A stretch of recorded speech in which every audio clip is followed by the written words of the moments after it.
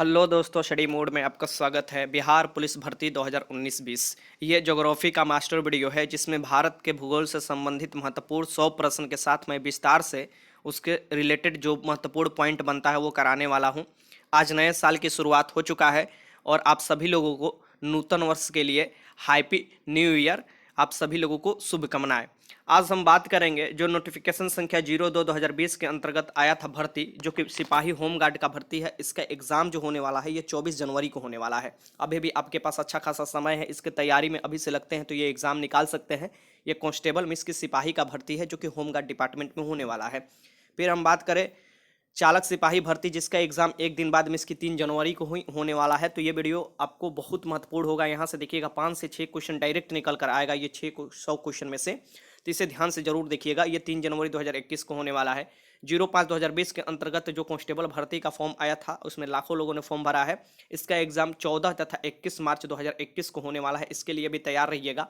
और आज इवनिंग में इसकी 5 बजे से डेली आपको फुल मॉक टेस्ट भी मिलेगा इससे रिलेटेड। ठीक, डेली आपको मिलेगा 5 बजे शाम को। ठीक, तो वो भी आप लगाते चलिएगा। इससे आपको हैबिट होगा क्वेश्चन सोल्यूशन सॉल्व करने में। ठीक, मास्टर वीडियो ये जो है ये ज्योग्राफी का है, जो कि भारतीय भूगोल से संबंधित प्रश्न है।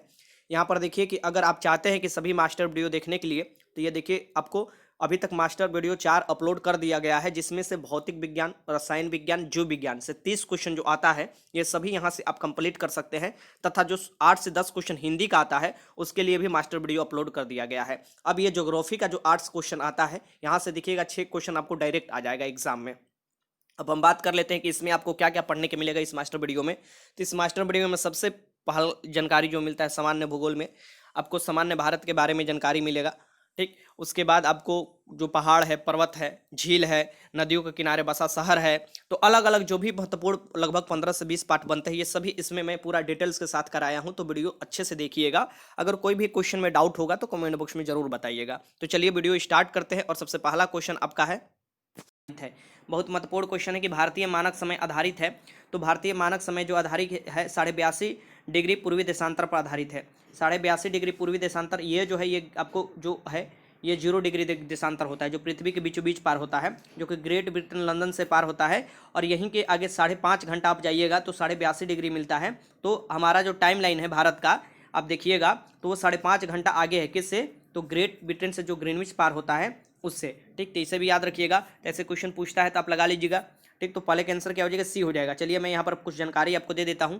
ठीक, सबसे पहले भारत के बारे में कुछ जानकारी आप रख लीजिए बेसिक। जो भारत है ये उत्तरी गोलार्ध में पड़ता है और कितने कितने अक्षांश के बीच। तो यह देखिए उत्तरी गोलार्ध में 8 डिग्री 4 मिनट से लेकर 37 डिग्री 6 उत्तरी अक्षांश और 68 डिग्री 7 मिनट से लेकर 97 डिग्री 25 मिनट पूर्वी देशांतर के बीच में। तो यहाँ पर आप देख सकते हैं कि उत्तरी अक्षांश के बीच में ये आपको 8 डिग्री 4 मिनट से लेकर 37 डिग्री 6 मिनट, और आपको जो पूर्वी देशांतर है इसमें आपको 68 डिग्री 7 मिनट से लेकर 97 डिग्री 25 मिनट। तो जो भारत पड़ता है ये कहाँ पड़ता है? तो यहाँ पर देखिए ये मान लीजिए रफली ग्लोब हो गया।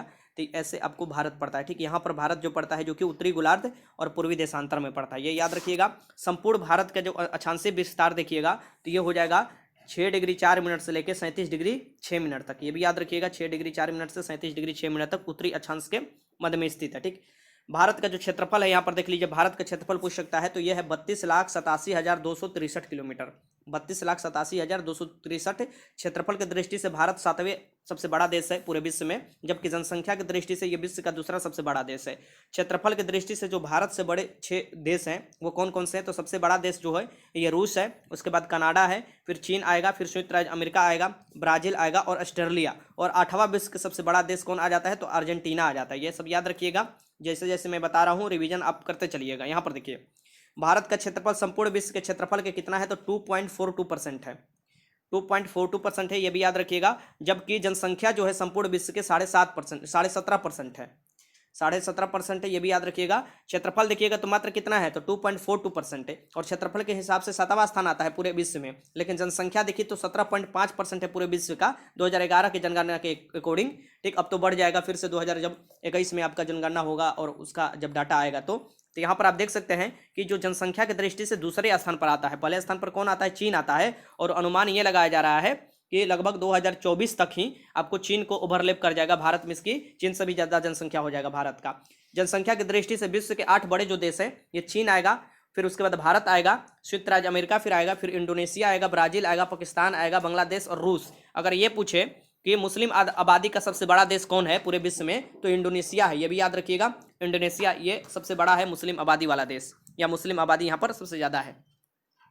भारत का उत्तर से दक्षिण, देखिए भारत जो है, मान लीजिए भारत का उत्तर से दक्षिण और पूर्व से पश्चिम लंबाई पूछता है, तो उत्तर से दक्षिण कितना लंबाई है भारत का, तो 3214 किलोमीटर। जो उत्तर से यहाँ पर देखिए उत्तर से दक्षिण और पूरब से पश्चिम, देखिए प्लस कर लीजिए, तो ऊपर से नीचे आइएगा तो इसके उत्तर से ऊपर ऊपर होता है, नीचे आपको दक्षिण होता है, तो ये हो जाएगा उत्तर से दक्षिण कितना 3214 किलोमीटर। और वहीं इधर पूरब से पश्चिम आइएगा, इसकी पूरब से पश्चिम कितना हो जाएगा, तो 2933 किलोमीटर हो जाएगा, ये इसका लंबाई है। ठीक, सबसे पहले अगर पूछे कि सूरज किस राज्य में निकलता है भारत के, तो वो अरुणाचल प्रदेश में निकलता है, और सबसे बाद में कहा तो गुजरात में। अगर ये पूछे कि सबसे पहले सूरज कहाँ डूबता है, तो वही अरुणाचल प्रदेश में डूबता है, क्योंकि निकलेगा पहले तो डूबेगा भी पहले।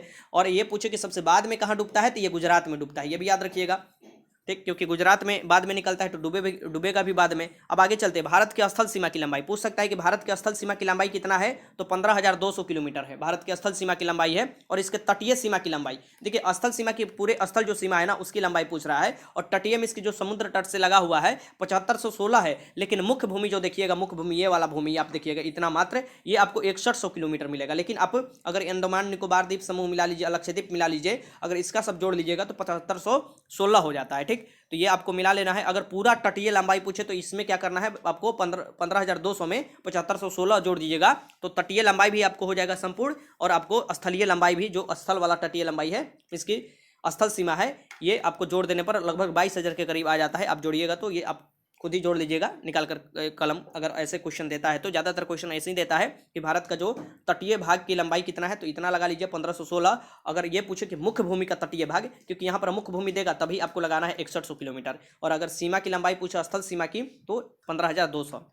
भारत का जलीय जो समुद्र सीमा है ये किसके किसके साथ बनता है, तो ये 7 देशों के साथ बनता है, जलीय भी। और यहाँ पर देखिए जलीय समुद्री सीमा, जो जलीय इसकी समुद्र के साथ ही सीमा लगेगा, किसके किसके साथ, तो पाकिस्तान के साथ, मालदीव के साथ, श्रीलंका के साथ। मान लीजिए इधर भारत है तो इधर आपको, इधर देखिएगा इधर पाकिस्तान के साथ बनता है। ठीक, फिर इसके बाद यहाँ पर मालदीव जो यहाँ पर एक छोटा सा देश है, मालदीव के साथ बनता है। फिर श्रीलंका यहाँ से है, श्रीलंका। ठीक, फिर बांग्लादेश देखिएगा इधर बांग्लादेश पड़ता है पूरब में, फिर म्यांमार पूरब में ही पड़ता है, फिर थाईलैंड देखिएगा इधर पड़ता है थाईलैंड, और इंडोनेशिया इधर नीचे की तरफ पड़ता है। ठीक, तो ऐसे कर 7 जो समुद्री सीमा से भारत का देश लगते हैं ये है। ठीक, भारत का स्थल और भारत का जल और स्थल सीमा से जो देश लगता है, इसकी जल से भी और स्थल दोनों से लगता है, वो बांग्लादेश हो जाएगा, म्यांमार हो जाएगा, और पाकिस्तान का जल से भी और स्थल दोनों से लगता है। ठीक, और वैसे ही बांग्लादेश म्यांमार का भी, ये याद रखिएगा। भारत के सबसे दक्षिणी बिंदु जो है ये इंदिरा पॉइंट है। ठीक, यह बृहद निकोबार द्वीप समूह में स्थित है, ये इधर एकदम स्थित है। ठीक, इधर। ठीक, तो ये बृहद इसकी ग्रेट निकोबार द्वीप समूह में स्थित है। कौन, इंदिरा पॉइंट सबसे आपको दक्षिण के बिंदु है। इसका पहले नाम था पिग्मिलियम पॉइंट। ठीक, पिग्मिलियन पॉइंट नाम था। यह भूमध्य रेखा से, जो भूमध्य रेखा है आप देखिएगा, भूमध्य रेखा पृथ्वी के बीचों बीच पार होता है, तो उससे आप देखिएगा इसकी लंबाई जो है होगा, ये हो जाएगा भूमध्य रेखा से जो इसकी लंबाई होगा ये 876 किलोमीटर होगा, ये याद रखिएगा 876 किलोमीटर दूर है। भारत के उत्तरी बिंदु जो है, भारत के सबसे उत्तरी बिंदु है, उसे इंदिरा कोल बोलते हैं, जो कि जम्मू कश्मीर राज्य में था। ठीक, जब इंदिरा कोल। ठीक, ये याद रखिएगा, जो उत्तरी बिंदु है, सबसे उत्तरी बिंदु। ठीक, अब वहां पर अब देखिएगा कि जम्मू कश्मीर को काट कर लद्दाख बना दिया गया है, तो वो लद्दाख में चला जाएगा। देखिए पश्चिमी बिंदु जो है ये सरक्रिक गुजरात में स्थित है, सरक्रिक जो है ये गुजरात इस यहाँ पर स्थित, ये सबसे पश्चिमी। और पूर्वी जो बिंदु है ये वलागू जो अरुणाचल प्रदेश में वहां पर स्थित है, तो ये याद रखिएगा, ये आपको नाम पूछ सकता है। ठीक, तो ये याद रखिएगा, सरक्रिक कहाँ है, गुजरात में, और जो वलागू बिंदु है ये अरुणाचल प्रदेश में, और सबसे पूर्वी बिंदु है भारत का। कोलबा पॉइंट कहाँ स्थित है, तो कोलबा पॉइंट मुंबई में स्थित है, ये याद रखिएगा। इंदिरा, यहाँ पर देखिए, यहाँ पर आगे है पॉइंट कैलीमेरो जो है ये तमिलनाडु में स्थित है, कालीमेरो। और पॉइंट पेड्रो जो स्थित है ये जाफना जो श्रीलंका के उत्तर पूर्वी भाग है वहां पर स्थित है, पॉइंट पेड्रो। ठीक, ये याद रखिएगा। अब देखिए भारत और चीन के जो सीमा रेखा है उसे हम लोग मैकमोहन रेखा कहते हैं, जो कि 1914 में ये शिमला में निर्धारित किया गया था। ठीक, 1914 में निर्धारित किया गया था। भारत और पाकिस्तान के बीच कौन सा सीमा रेखा है, तो मैकमोहन रेखा। वैसे ही भारत और जो अफगानिस्तान के बीच में है इसे डुरंड रेखा बोला जाता है। लेकिन अभी आप देखिएगा जो ये अफगानिस्तान, जो भारत वाला क्षेत्र है वो अभी, जो जम्मू कश्मीर ऑक्युपाइड क्षेत्र है वो आपको हो जाता है, जो पाकिस्तान ऑक्युपाई कर लिया है जम्मू कश्मीर का क्षेत्र सबसे उत्तर वाला, वो वाला लगता है अफगानिस्तान के साथ। तो ये आप डायरेक्ट दे सकता है कि भारत और पाकिस्तान अफगानिस्तान के बीच कौन सा सीमा रेखा है, तो डुरंड रेखा है, जिसका निर्धारण 1896 में सर डुरंड द्वारा निर्धारित की गई थी। यह रेखा अफगानिस्तान और पाकिस्तान के बीच में अभी स्थित है, अभी जो स्थित है। ठीक, भारत और पाकिस्तान के बीच कौन सा रेखा पाया जाता है? तो रेडक्लिफ रेखा पाया जाता है, जो कि जिसका निर्धारण 15 अगस्त 1947 को सर जे रेडक्लिफ द्वारा की गई थी। सर सी जे रेडक्लिफ द्वारा की गई थी 15 अगस्त 1947 को। रेडक्लिफ रेखा भारत पाकिस्तान में है। दक्षिण में भारत जो है, अब देखिएगा इधर दक्षिणी भारत, तो यहाँ पर जो श्रीलंका से अलग होता है वो पाक जल संधि और मन्नार की खाड़ी द्वारा अलग होता है। ठीक, पाक जल संधि और मन्नार की खाड़ी द्वारा। श्रीलंका के बाद भारत का दूसरा सबसे निकटतम समुद्री पड़ोसी देश कौन है? तो दूसरा सबसे निकटतम पड़ोसी देश है इंडोनेशिया, श्रीलंका के बाद। ये याद रखिएगा, अगर पूछ सकता है क्वेश्चन। सबसे नजदीक जो पड़ोसी देश है यहाँ पर श्रीलंका के बाद भारत का दूसरा निकटतम पड़ोसी देश जो है इंडोनेशिया है, जो कि निकोबार द्वीप समूह के अंतिम द्वीप जो है ग्रेट निकोबार के दक्षिण में स्थित है। ठीक, ये याद रखिएगा, एकदम इधर है ये इंडोमार निकोबार, इधर हो जाएगा तो इधर इंडोनेशिया स्थित है। भारत का मानक समय, देखिए आ गया क्वेश्चन। भारत का जो मानक समय है इलाहाबाद के नैनी से गुजरता है, या मिर्जापुर लिखा रहता है वहां से गुजरता है, और ये 82.5 डिग्री पूर्वी देशांतर को माना जाता है। 82.5 डिग्री पूर्वी देशांतर जो है यही भारत का मानक समय माना जाता है। जो ग्रीनविच है, जो ग्रेट ब्रिटेन लंदन से पार होती है, उससे 5.5 घंटा आगे है। ठीक, ये याद रखिएगा। 82.5 डिग्री पूर्वी देशांतर 5 राज्यों से भी पार होती है। यहाँ पर आप देखिएगा 5 राज्यों से भारत के पार होती है। कौन कौन? ये हो जाएगा उत्तर प्रदेश, मध्य प्रदेश, छत्तीसगढ़, उड़ीसा और आंध्र प्रदेश से होकर गुजरती है। फिर से नाम बता देता हूं, उत्तर प्रदेश से, मध्य प्रदेश से, छत्तीसगढ़ से, उड़ीसा से और आंध्र प्रदेश से। ठीक, वैसे ही क्वेश्चन पूछ देता है कि कर्क रेखा जो है ये कितने राज्यों से होकर गुजरती है? तो ये 8 राज्यों से होकर गुजरती है। और जो कर्क रेखा है भारत के बीचों बीच काटती है, ऐसे बीचों बीच आपको स्थल से गुजरती है। कर्क रेखा जो है, कर्क रेखा किसे बोला जाता है? तो 23.5 डिग्री उत्तरी अक्षांश रेखा को कर्क रेखा बोला जाता है। और ये किससे होकर गुजरती है? तो राजस्थान से, गुजरात से, मध्य प्रदेश से, छत्तीसगढ़ से, झारखंड से, पश्चिम बंगाल से, त्रिपुरा से, मिजोरम से। ये याद कर लीजिएगा, ये बहुत बीबीआई क्वेश्चन है, यहाँ से क्वेश्चन आता है। यहाँ से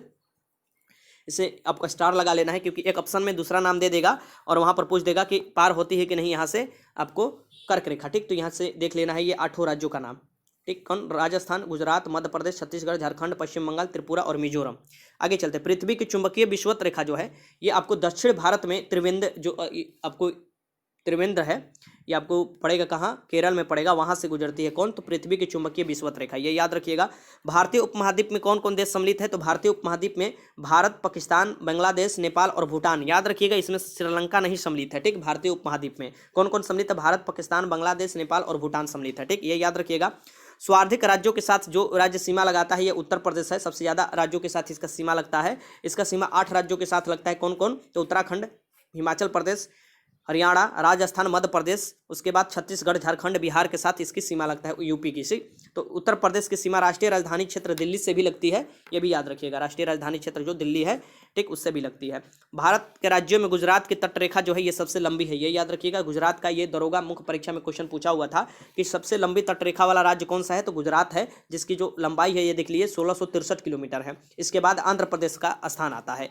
भारत के ऐसे 9 राज्य हैं जो कि तटरेखा से लगे हुए हैं। ये भी क्वेश्चन दरोगा मुख्य परीक्षा में पूछा हुआ था कि भारत के कितने राज्य हैं जो कि तटरेखा से लगे हुए हैं? तो ये 9 राज्य हैं जो कि तटरेखा से लगे हैं। ये गुजरात होगा पहला। दूसरा में आपको यहाँ से स्टार्ट करते हैं, यहाँ से देखिए ये गुजरात सबसे पहले, इधर अरबियन, अब देखिए अरबियन जो है इधर सी पड़ता है, तो यहाँ से गुजरात होगा, फिर इसके बाद महाराष्ट्र होगा, फिर उसके बाद गोवा हो जाएगा, फिर इसके बाद कर्नाटक होता है, फिर इसके बाद केरल आता है, फिर तमिलनाडु इधर देखिएगा, और फिर आंध्र प्रदेश, और फिर उड़ीसा, और फिर पश्चिम बंगाल। ठीक, यहाँ पर आप देखिएगा पश्चिम बंगाल है। तो ये आपको देखिएगा कि 9 राज्य है जो कि आपको तटरेखा, भारत के तटरेखा से लगे राज्य है। ठीक, ये याद रखिएगा। जम्मू कश्मीर के लद्दाख क्षेत्र में काराकोरम दर्रा सबसे ऊंचा दर्रा है। जो पूछ सके कि भारत के सबसे ऊंचा दर्रा कौन है, तो काराकोरम दर्रा है, जो कि लद्दाख क्षेत्र में अभी है। यह चीन जाने वाली एक सड़क बनाई गई है यहाँ पर चीन जाने के लिए। ठीक, ये याद रखिएगा। 3 अर्धचंद्राकार समुद्र तट की कहाँ मिलती है? तो 3 अर्धचंद्राकार समुद्र तट कहाँ मिलती है? कन्याकुमारी में मिलती है, ये भी याद रखिएगा। भारत में रामेश्वरम के निकट धनुषकोडी और श्रीलंका के तेल्ल्यामन्नार के बीच समुद्र में डूबी प्रवाल भित्ति की एक रेखा है, जिसे हम लोग आडम्स ब्रिज बोला जाता है, आदम का पुल बोला जाता है। ये रामेश्वरम से जो धनुषकोडी है और श्रीलंका के तेल्ल्यामन्नार है, उनके बीच में एक डूबी हुई प्रवाल भित्ति का आपको ऐसे रास्ता पाया जाता है, उसे ही आदम का पुल बोला जाता है। ठीक, जफना जो है ये याद रखिएगा। जफना जो है ये तमिल बहुल इलाका है श्रीलंका में, जो कि एलिफेंटा दर्रे द्वारा जुड़ा हुआ है। ठीक, ये याद रखिएगा जफाना। अब देखिए प्रमुख जल अंतराल देख लीजिए। जो प्रमुख जल अंतराल है ये इससे भी क्वेश्चन पूछ देता है। तो प्रमुख जल अंतराल कौन कौन है ये आप देख लीजिए, यहाँ से क्वेश्चन बनेगा तो आप लगा लीजिएगा। तो यहाँ से देखिए 8 डिग्री किन के बीच पाया जाता है? तो मालदीव और मिनिकाय के बीच में पाया जाता है। 9 डिग्री चैनल जो है वो अब कवरती और मिनिकाय के मध्य में पाया जाता है। ठीक, 10 डिग्री जो चैनल है ये किसके बीच में, तो छोटा अंडमान और कार निकोबार द्वीप के बीच, ठीक, छोटा अंडमान और कार निकोबार द्वीप के समूह के बीच आपको पाया जाता है। ग्रेट चैनल जो पाया जाता है ये आपको सुमित्रा जो इंडोनेशिया के है इसके बीच और निकोबार द्वीप के बीच पाया जाता है, जो ग्रेट चैनल है। फिर यहाँ पर पाक स्ट्रेक जो पाया जाता है ये पाया जाता है तमिलनाडु और श्रीलंका के मध्य, तमिलनाडु और श्रीलंका के मध्य। डुक्कन पास जो पाया जाता है दक्षिण अंडमान और लघु अंडमान के बीच में पाया जाता है डुक्कन पास, ठीक। कोको स्ट्रेक जो पाया जाता है कोको द्वीप जो म्यांमार का है और उत्तरी अंडमान के बीच में पाया जाता है। पाक की खाड़ी आपको पाया जाता है, पाक खाड़ी तमिलनाडु और श्रीलंका के बीच में, ठीक, ये भी याद रखिएगा। मन्नार की खाड़ी भी यहाँ पर देखिए तमिलनाडु दक्षिणी जो तमिलनाडु है और श्रीलंका के मध्य में आपको पाया जाता है। लक्षद्वीप और मालाबार तट के बीच में पाया जाता है। लक्षद्वीप इधर है और यहाँ बीच में ये जो है मालाबार वाला जो तट हुआ इसके बीच में जो पाया जाता है ये आपको लक्षद्वीप सागर पाया जाता है। देखिए यहाँ पर सेतु समुद्र परियोजना मन्नार की खाड़ी को पाक की खाड़ी से जोड़ता है। कौन सी परियोजना, तो सेतु समुद्र परियोजना मन्नार की खाड़ी को पाक की खाड़ी से जोड़ता है, ये याद रखिएगा। दोनों जो खाड़ी स्थित है ये भारत और श्रीलंका के मध्य में स्थित है। अब यहाँ से क्वेश्चन देखिए, बेसिक में आपको पूरी जानकारी दे दिया, जहाँ से आपको समान जानकारी भारत के बारे में पूछता है। देखिए विश्व के भी मैं आपको क्वेश्चन सम्मिलित करूंगा और उसका पार्ट 2 आएगा ज्योग्राफी का जल्द ही आपको, और उसमें विश्व के साथ साथ भारत से भी जो महत्वपूर्ण क्वेश्चन है सिर्फ उसमें मैं आपको क्वेश्चन लगवा दूंगा लगभग 250 से 300, ठीक। अभी इसमें थ्योरी के साथ साथ क्वेश्चन भी मैं आपको बताते चल रहा हूँ, तो इसे बस ध्यान से आप देखते चलिएगा। भारत का दक्षिणी भाग भूमध्य रेखा से कितनी दूरी है, यह याद रखिएगा। भारत के जो दक्षिणी जो भाग है ये आपको भूमध्य रेखा से कितनी है, यह दक्षिणी भाग होना चाहिए यहाँ पर, ठीक। भारत का दक्षिणी भाग भूमध्य रेखा से कितनी दूरी पर है, तो मैंने आपको ऊपर ही बताया था 876 यहाँ पर किलोमीटर की दूरी पर है, ठीक। तो ऐसे कर कर आपको क्वेश्चन लगा लेना है अगर कोई भी क्वेश्चन देता है, ठीक। तो आगे चलते हैं, बी हो जाएगा यहाँ पर। देखिए यहाँ पर जो आंसर हो जाएगा 867 यहाँ पर दिया है ये ऑप्शन में। तो मैंने ऊपर क्या बताया था आपको कि कितने दूरी पर स्थित है भूमध्य रेखा से, क्योंकि ये क्वेश्चन बहुत रिपीटेड क्वेश्चन है और इसे बोलिएगा मत, डायरेक्ट ये क्वेश्चन दे देता है, ठीक, कि आपको जो दक्षिणी भाग है भारत की और भूमध्य रेखा है उसके बीच में कितनी दूरी है, और ये आपको क्वेश्चन गलत नहीं करना है। इसका जो दूरी हो जाएगा मैं आपको बता रहा हूँ, ये ऑप्शन में दिया हुआ है। देखिए 776 दे रहा है और 867 दे रहा है, 876 दे रहा है और 916 दे रहा है, जो कि यहाँ पर जो हो जाएगा 876 हो जाएगा, क्योंकि मैं ऊपर ही आपको बताया था। देखिए चलिए ऊपर मैं आपको लेकर चलता हूँ। यहाँ पर देखिए मैंने आपको बताया था कि इसके जो दक्षिण के ध्रुव है और वहीं पर मैंने बोला था कि आप स्टार लगा लीजिएगा। देखिए 876 है तो 876 आपको किलोमीटर पड़ता है, तो ये आपको स्टार लगा लेना है। यहाँ पर जो मिस प्रिंट हो गया है यहाँ पर बी नहीं होगा आंसर हो जाएगा यहाँ पर, देखिए यहाँ पर सी हो जाएगा, ठीक। 876 किलोमीटर पाया जाता है। आगे चलते हैं, क्वेश्चन देखते हैं। क्वेश्चन 3 है कि भारत के स्थलीय सीमा की लंबाई कितनी है। भारत के स्थलीय सीमा की लंबाई कितनी है, ऑप्शन आपके चारों सामने है। तो भारत के स्थलीय सीमा की लंबाई पूछ रहा है, तो स्थलीय सीमा की लंबाई कितना है, 15,200 किलोमीटर है, ठीक, स्थलीय सीमा। और अगर तटीय रेखा पूछे तो ये हो जाएगा 7516। अगर ये पूछे कि आपको मुख्य तटीय रेखा पूछे, मुख्य जहाँ जोड़ देगा वहाँ पर 6100 किलोमीटर हो जाएगा। ये सब आपको याद रखना है। भारत के पूर्व से पश्चिम तक की लंबाई कितना है, भारत के पूर्व से पश्चिम पूछ रहा है और उत्तर से दक्षिण दो ही पूछता है। तो पूर्व से पश्चिम जो भारत की लंबाई है यह है 2933 किलोमीटर, 2933 पूर्व से पश्चिम, ठीक है। और अगर उत्तर से दक्षिण पूछता है तो ये आपको क्या लगाना है, 3214 किलोमीटर हो जाएगा, उत्तर से दक्षिण पूछे तो ये याद रखिएगा। आगे चलते हैं, क्वेश्चन नंबर 5 है कि भारत का क्षेत्रफल विश्व के कुल भौगोलिक क्षेत्रफल के कितना है। तो भारत का जो क्षेत्रफल है ये विश्व के कुल क्षेत्रफल के कितना है ये आपको बताना है, ठीक। तो ये जो क्षेत्रफल है ये है आपको 2.4% पड़ता है पूरे विश्व के क्षेत्रफल का, और क्षेत्रफल के हिसाब से भारत का 7वां स्थान आता है, ठीक। पहले स्थान पर कौन आता है, सबसे बड़ा देश क्षेत्रफल के हिसाब से, तो रूस आता है, ये भी याद रखिएगा।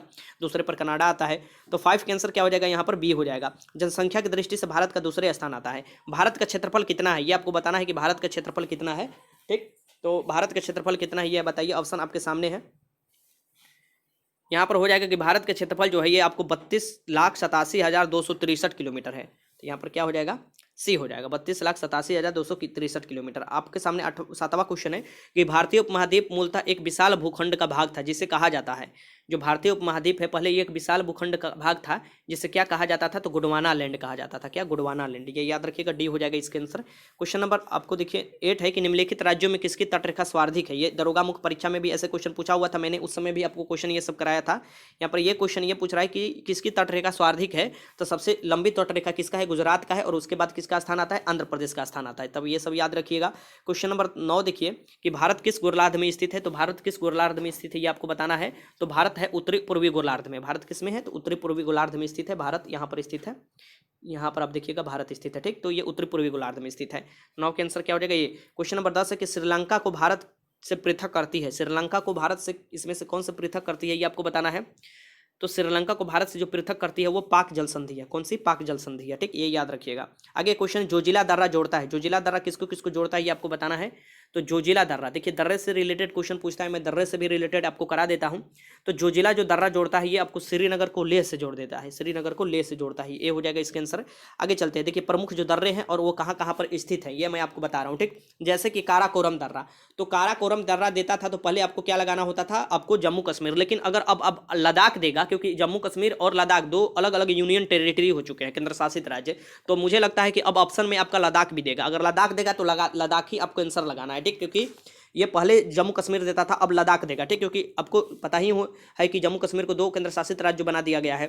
यहाँ पर याद रखिएगा, अगर लद्दाख ना दे जम्मू कश्मीर दे तो जम्मू कश्मीर लगाइएगा। ठीक, तो हर तरीके से आपको तैयार रखना है। जोजिला दर्रा भी जम्मू कश्मीर के लद्दाख क्षेत्र में थी, इसकी अभी अगर लद्दाख दे तो लद्दाख लगाइएगा। ठीक, वही पीर पंजाल दर्रा जो है ये जम्मू कश्मीर में स्थित है, पीर पंजाल दर्रा। फिर बनिहाल दर्रा भी जम्मू कश्मीर में स्थित है, ये याद रखिएगा। बुर्जिला दर्रा जो भी है ये भी जम्मू कश्मीर में स्थित है। ठीक, सिपकिला दर्रा जो है ये कहाँ पर स्थित है, तो ये आपको हिमाचल प्रदेश में पड़ेगा, सिपकिला दर्रा। ठीक, ये याद रखिएगा।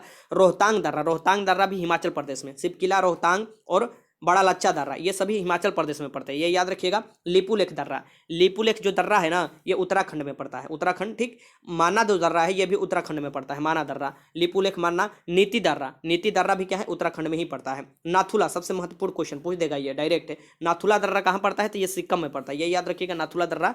जेलपला दर्रा जो है ये भी सिक्किम में पड़ता है, जेलपला दर्रा। तो दो दर्रा सिक्किम का भी याद रखिएगा। बोमडिला दर्रा ये अरुणाचल प्रदेश का दर्रा है। ठीक, यंग्याप दर्रा जो है ये भी अरुणाचल प्रदेश में पड़ता है। और दिम्फू बहुत वीवीआई क्वेश्चन है यहाँ पर, तीजू और दिम्फू में कंफ्यूजन हो जाता है। जो दिम्फू दर्रा है ये अरुणाचल प्रदेश का है और तीजू जो दर्रा है ये मणिपुर का है, ये भी याद रखिएगा। तो तीजू मणिपुर और दिम्फू जो है ये आपको अरुणाचल प्रदेश है, ये सब याद रख लीजिएगा। निम्नलिखित में कौन सा दर्रा सिक्किम राज्य में स्थित है, दे दिया क्वेश्चन, ये आपको बताना है कि इसमें से कौन से दर्रा सिक्किम राज्य में है। तो नाथुला और जिलेपला, ये आपको दर्रा जो है ये नाथुला जिलेपला ये आपको किस कहाँ पर है, सिक्किम राज्य में स्थित है, ये याद रखिएगा।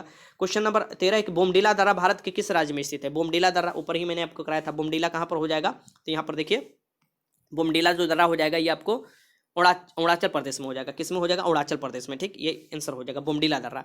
हिमालय पर्वत एक मुख्य प्रकार की है, हिमालय किस प्रकार की पर्वत है ये आपको बताना है।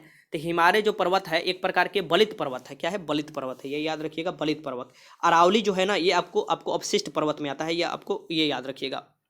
आगे चलते हैं, क्वेश्चन नंबर 15 है कि भारत में सबसे ऊंची पर्वत चोटी कौन सी है। भारत में, देखिए भारत का पूछ रहा है कि भारत में जो ऊंची पर्वत चोटी है ये गार्डविन आस्टिन पड़ता है, गार्डविन आस्टिन। ऐसे क्वेश्चन देखिए, भारत में सबसे ऊंची पर्वत चोटी तो गार्डविन आस्टिन रहेगा, तो आपको वहीं लगाना है आंसर। ठीक, 15 का आंसर ये हो जाएगा।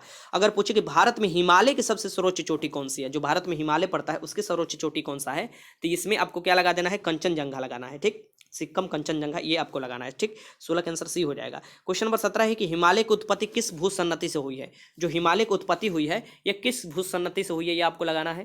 ठीक, तो हिमालय की उत्पत्ति जो हुई है ये बताइए किससे, तो ये हुई है आपको टेथिस से। यहाँ पर पहले टेथिस सागर था और उसी से हिमालय की उत्पत्ति हुई है। ठीक, तो 17 का आंसर ये हो जाएगा। क्वेश्चन नंबर 18 है कि किस हिमालय चोटी को सागर माथा कहते हैं। हिमालय की किस चोटी को सागर माथा कहते हैं, तो नेपाल में इसे सागर माथा कहा जाता है। ठीक है, ये याद रखिएगा। और इसे आपको बताना है कि किस चोटी को, तो माउंट एवरेस्ट को हम लोग यहाँ माउंट एवरेस्ट, लेकिन नेपाल में इसे आपको क्या बोला जाता है, तो सागर माथा के नाम से जाना जाता है, ये याद रखिएगा। हिमालय पर्वत एक श्रेणी अराकानेमोम, यहाँ पर देखिए अराकनयोमा, ये अराकनयोमा जो है ये आपको पूर्वी राज्यों में चला जाता है, ऐसे मुड़ जाता है। हिमालय ऐसे जाता है ना, ऐसे जाकर पूर्वी में ऐसे मुड़ जाता है। ठीक, तो ये जो ये पड़ता है अराकानेयोमा, ये आपको कौन से देश में पड़ता है ये आपको बताना है। किसके साथ ये आपको श्रेणी बनाता है, भारत और किसके बीच, तो म्यांमार के बीच में पड़ता है। ठीक, तो 19 के आंसर क्या हो जाएगा, यहाँ पर बी हो जाएगा। म्यांमार का पहले का नाम बर्मा है, ये याद रखिएगा, रंगून वहीं पर स्थित है। क्वेश्चन नंबर 20 है कि हिमालय का दूसरा सबसे ऊंचा पर्वत शिखर कंचनजंगा भारत के किस राज्य में स्थित है। तो हिमालय का दूसरा सबसे ऊंचा पर्वत शिखर जो है कंचनजंगा ये किस राज्य में स्थित है, तो ये सिक्किम राज्य में स्थित है। ठीक, सिक्किम है। सिक्किम जो है ना ये याद रखिएगा, सिक्किम जो है ये जनसंख्या की दृष्टि से सबसे छोटा राज्य है। और अगर क्षेत्रफल की दृष्टि से सबसे छोटा राज्य पूछे तो वो हो जाएगा गोवा। क्षेत्रफल की दृष्टि से सबसे बड़ा राज्य उत्तर प्रदेश हो जाएगा। और आपको यहाँ पर माफ कीजिएगा, क्षेत्रफल की दृष्टि से सबसे बड़ा राज्य आपको राजस्थान हो जाएगा। और आपको जनसंख्या की दृष्टि से सबसे बड़ा राज्य कौन हो जाएगा, उत्तर प्रदेश हो जाएगा। तो कोई भी कंफ्यूजन नहीं होना चाहिए। आगे क्वेश्चन देखिए कि निम्नलिखित में सबसे प्राचीन पर्वत श्रेणी कौन सी है। इसमें से बताना है कि सबसे प्राचीन पर्वत श्रेणी कौन सी है। आपके सामने ऑप्शन है, तो ये जो अरावली है ना, ये अरावली ये सबसे प्राचीन पर्वत श्रेणी है, ये याद रखिएगा। क्वेश्चन नंबर 22 है कि अरावली पर्वत जो शिखर है, इसके पर्वत जो है अरावली पर्वत का सर्वोच्च शिखर कौन सा है। सबसे ऊंची चोटी अरावली का, तो इसका नाम है आपको गुरु शिखर। माउंट आबू इसी पर स्थित है, गुरु शिखर, यहाँ पर याद रखिएगा। 22 का आंसर ए हो जाएगा। क्वेश्चन नंबर 24 है, यहाँ पर देखिए, ये क्वेश्चन नंबर 22 था, क्वेश्चन नंबर 23 गायब हो गया चुका है यहाँ पर, तो क्वेश्चन नंबर 24 है ये, यहाँ पर देख लीजिएगा ध्यान से। ठीक, क्वेश्चन नंबर 23 में कोई भी क्वेश्चन एक आप इंक्लूड कर लीजिएगा। निम्नलिखित में किस पर्वतमाला को सह्याद्री के नाम से जाना जाता है? तो इसमें से किस पर्वतमाला को सह्याद्री के नाम से जाना जाता है, ये आपको बताना है। तो ये आपको पश्चिमी घाट, पश्चिमी जो घाट है इसे सह्याद्री के नाम से भी जाना जाता है, जो ये पश्चिमी घाट है, ये याद रखिएगा। आगे क्वेश्चन देखिए, प्रायद्वीपीय भारत में उच्चतम पर्वत चोटी कौन है? प्रायद्वीपीय भारत की सबसे उच्चतम जो पर्वत चोटी है ये माफ कीजिएगा, ये कौन सी है? तो प्रायद्वीपीय भारत जो है ना, इसके सबसे उच्चतम जो पर्वत चोटी है ये अनाईमुडी है, ये याद रखिएगा, अनाईमुडी है। तो यह 25 का आंसर क्या हो जाएगा? ए हो जाएगा। नीलगिरी जो है ना, नीलगिरी में क्या होता है कि पश्चिमी और पूर्वी घाट आकर मिलता है, यहाँ पर पश्चिमी घाट और पूर्वी घाट नीलगिरी में आकर मिलता है, ये याद रखिएगा। आगे चलते हैं, पूर्वी और पश्चिमी घाट पर्वत श्रेणियां किस सम्मिलित स्थल है? दे दिया क्वेश्चन कि पूर्वी और जो पश्चिमी घाट की श्रेणियां आकर मिलती है, यह सम्मिलित स्थल कौन सा है? तो ये हो जाएगा नीलगिरी की पहाड़ी, ये याद रखिएगा, नीलगिरी की पहाड़ी। 26 के आंसर भी हो जाएगा। क्वेश्चन नंबर 27 की गारो खासी जयंतिया पहाड़ी किस राज्य में स्थित है? बहुत महत्वपूर्ण क्वेश्चन है, दरोगा मुख्य परीक्षा में पूछ दिया गया था कि गारो खासी जयंतिया किस राज्य की पहाड़ी में स्थित है, आपको बताना है पहाड़ी किस राज्य में स्थित है। तो गारो खासी जयंतिया पहाड़ी भी है और जनजाति भी है, और ये है मेघालय में स्थित।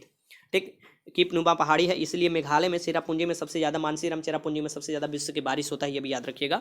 तो यहाँ पर 27 के आंसर क्या हो जाएगा? ये ए हो जाएगा, मेघालय। क्वेश्चन नंबर 28 है कि हिमालय की सर्वोच्च शिखर माउंट एवरेस्ट की ऊंचाई कितनी है? जो हिमालय का सबसे ऊंची शिखर है माउंट एवरेस्ट, इसकी ऊंचाई कितनी है? तो देखिए, अगर अभी आपसे क्वेश्चन पूछे तो आपको 8,848 ही लगाना है, क्योंकि अभी 3-4 दिन पहले इसका डाटा रिलीज किया गया है। आज कितना आपको 12 दिसंबर हो गया 2020। 3 दिन पहले चीन और नेपाल ने मिलकर यह डाटा रिलीज किया, और हिमालय का जो लंबाई मापा गया था, चीन नेपाल मिलकर मापा था, उसमें क्या हुआ है कि 8,848.86, इसकी करीब 86 जो है ये सेंटीमीटर इसकी लंबाई बढ़ चुका है। ठीक, ये याद रखिएगा। तो अगर नया डाटा देगा कभी भी, तो वो नया डाटा में आपको लगा लेना है, लेकिन अभी जो है, अभी ये क्वेश्चन जो सेट करेगा वो आपको पुराना डाटा के अकॉर्डिंग ही सेट किया होगा या करेगा, तो ठीक। लेकिन अब जो आने वाला क्वेश्चन होगा वो आपको इस एग्जाम के बाद जब भी क्वेश्चन सेट किया जाएगा, पक्का ये क्वेश्चन सेट किया जाएगा कि नया माउंट एवरेस्ट की ऊंचाई कितना है, अलग अलग बुक में भी इसे अपडेट किया जाएगा। तो ये हो जाएगा, अभी जो पूछा जाएगा क्वेश्चन, तो यहाँ पर लगा लेना है 8,848।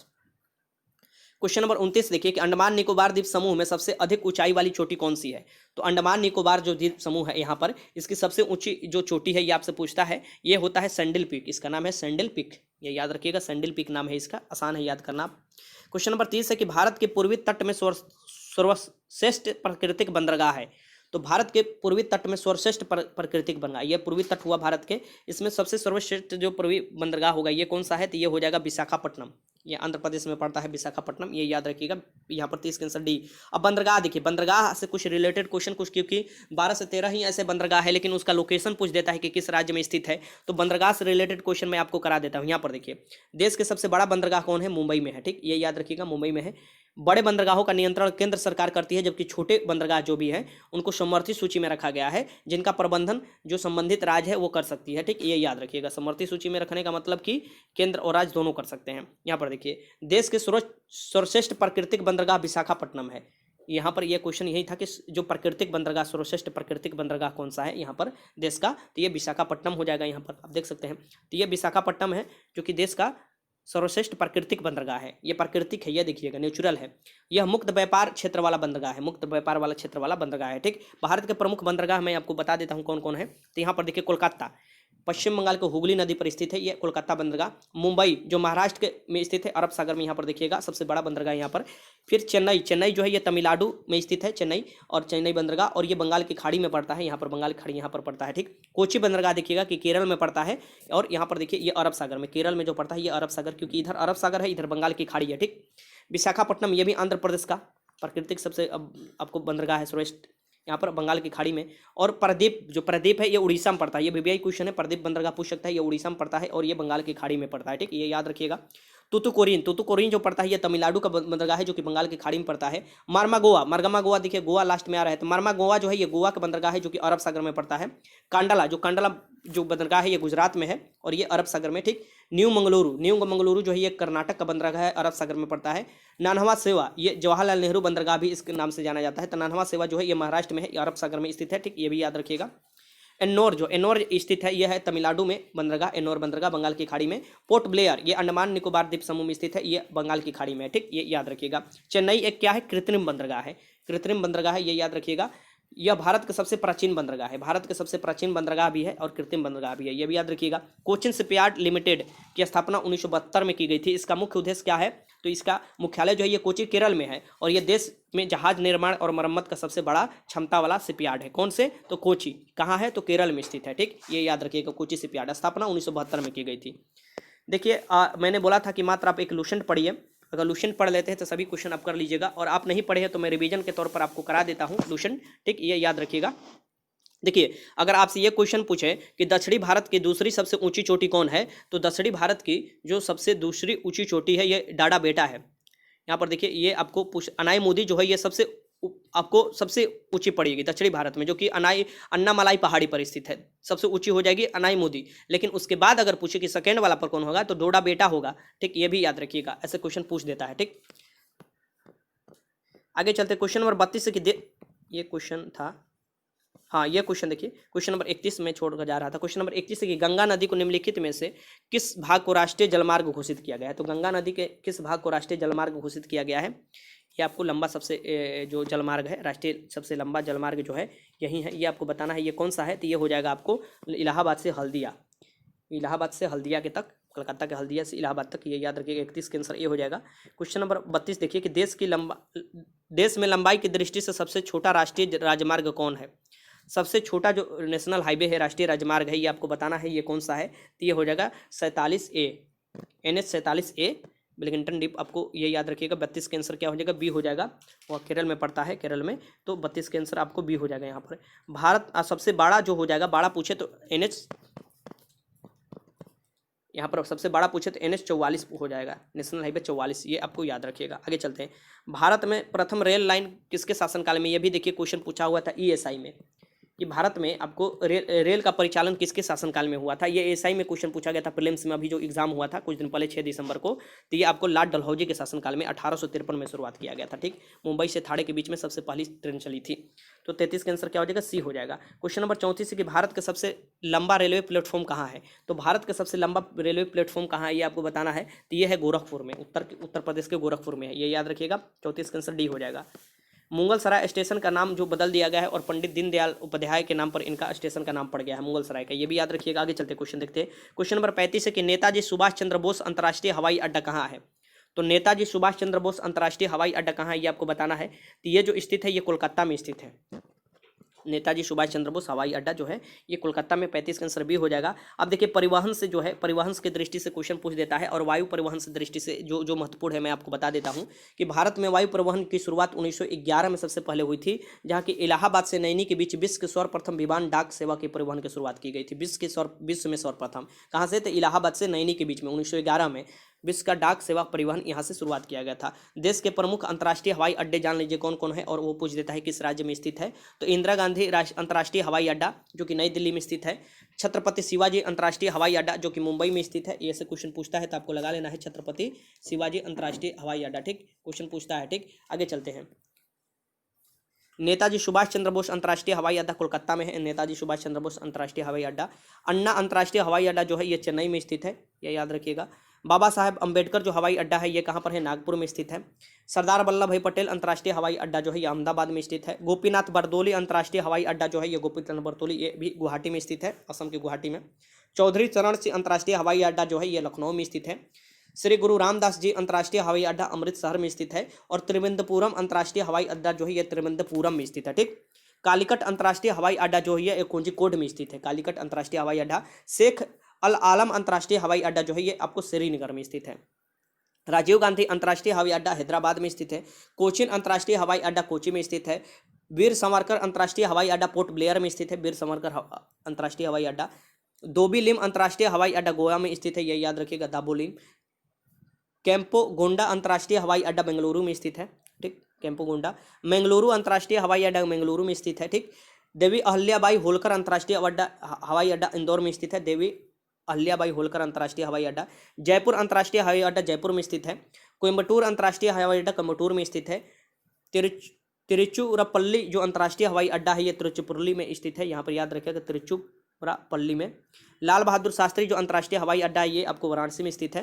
तो ऐसे अगर हवाई अड्डा से संबंधित क्वेश्चन पूछता है तो आपको लगा लेना है, ठीक। आगे चलते हैं, भारत के सबसे बड़ी मीठे जल की झील कौन सी है? तो भारत के सबसे बड़ी मीठे जो जल झील है मीठे पानी के, ये मीठे पानी के पूछ रहा है कि सबसे बड़ी जो झील है ये कौन सी है? वुलर झील है। और खारे पानी की सबसे बड़ी झील अगर पूछे तो वो हो जाएगी चिल्का झील, जो कि एक लैगून झील है, ये भी याद रखिएगा। लोकटक झील जो है ये आपको मणिपुर में मिलेगा। पुष्कर जो है ये राजस्थान में मिलेगा। झील और संबंधित राज्य, देखिए झील और संबंधित राज्य यहाँ से एक बार में रिवीजन कर लीजिए झील और उससे संबंधित राज्य का, क्योंकि आपको लगभग 30 जो झील है जो जिससे रिलेटेड क्वेश्चन पूछा जाता है, और 30 झील के बारे में आपको याद रहना चाहिए। सबसे पहले बुलर झील जम्मू कश्मीर, वेरीनाग झील जम्मू कश्मीर, मानसबल झील जम्मू कश्मीर झील है, जम्मू कश्मीर में स्थित है। रामसम्मत जो झील है, रामसम्मत झील है राजस्थान में। पिछौला झील जो है ये भी राजस्थान में स्थित है। सांभर झील सबसे खारा पानी की यहाँ पर खाना पानी मिलता है, यहाँ पर सांभर झील है राजस्थान में।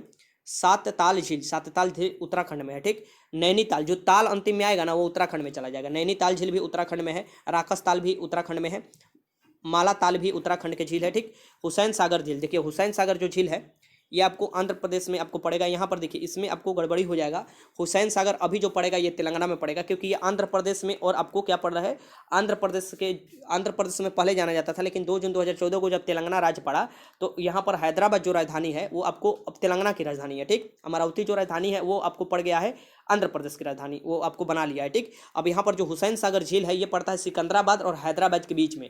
सिकंदराबाद हैदराबाद को जुड़वा शहर भी बोला जाता है, और उसी के बीच में क्या पड़ता है? हुसैन सागर। तो इसे आप तेलंगाना आपको लगाना होगा, ठीक, आंध्र प्रदेश नहीं। हुसैन सागर झील। पुलिकट झील जो है ये तमिलनाडु और आंध्र प्रदेश के बीच में है। पुलिकट झील जो है तमिलनाडु और आंध्र प्रदेश के बीच में है, यहाँ पर आप देखिएगा कि स्थित है, ठीक।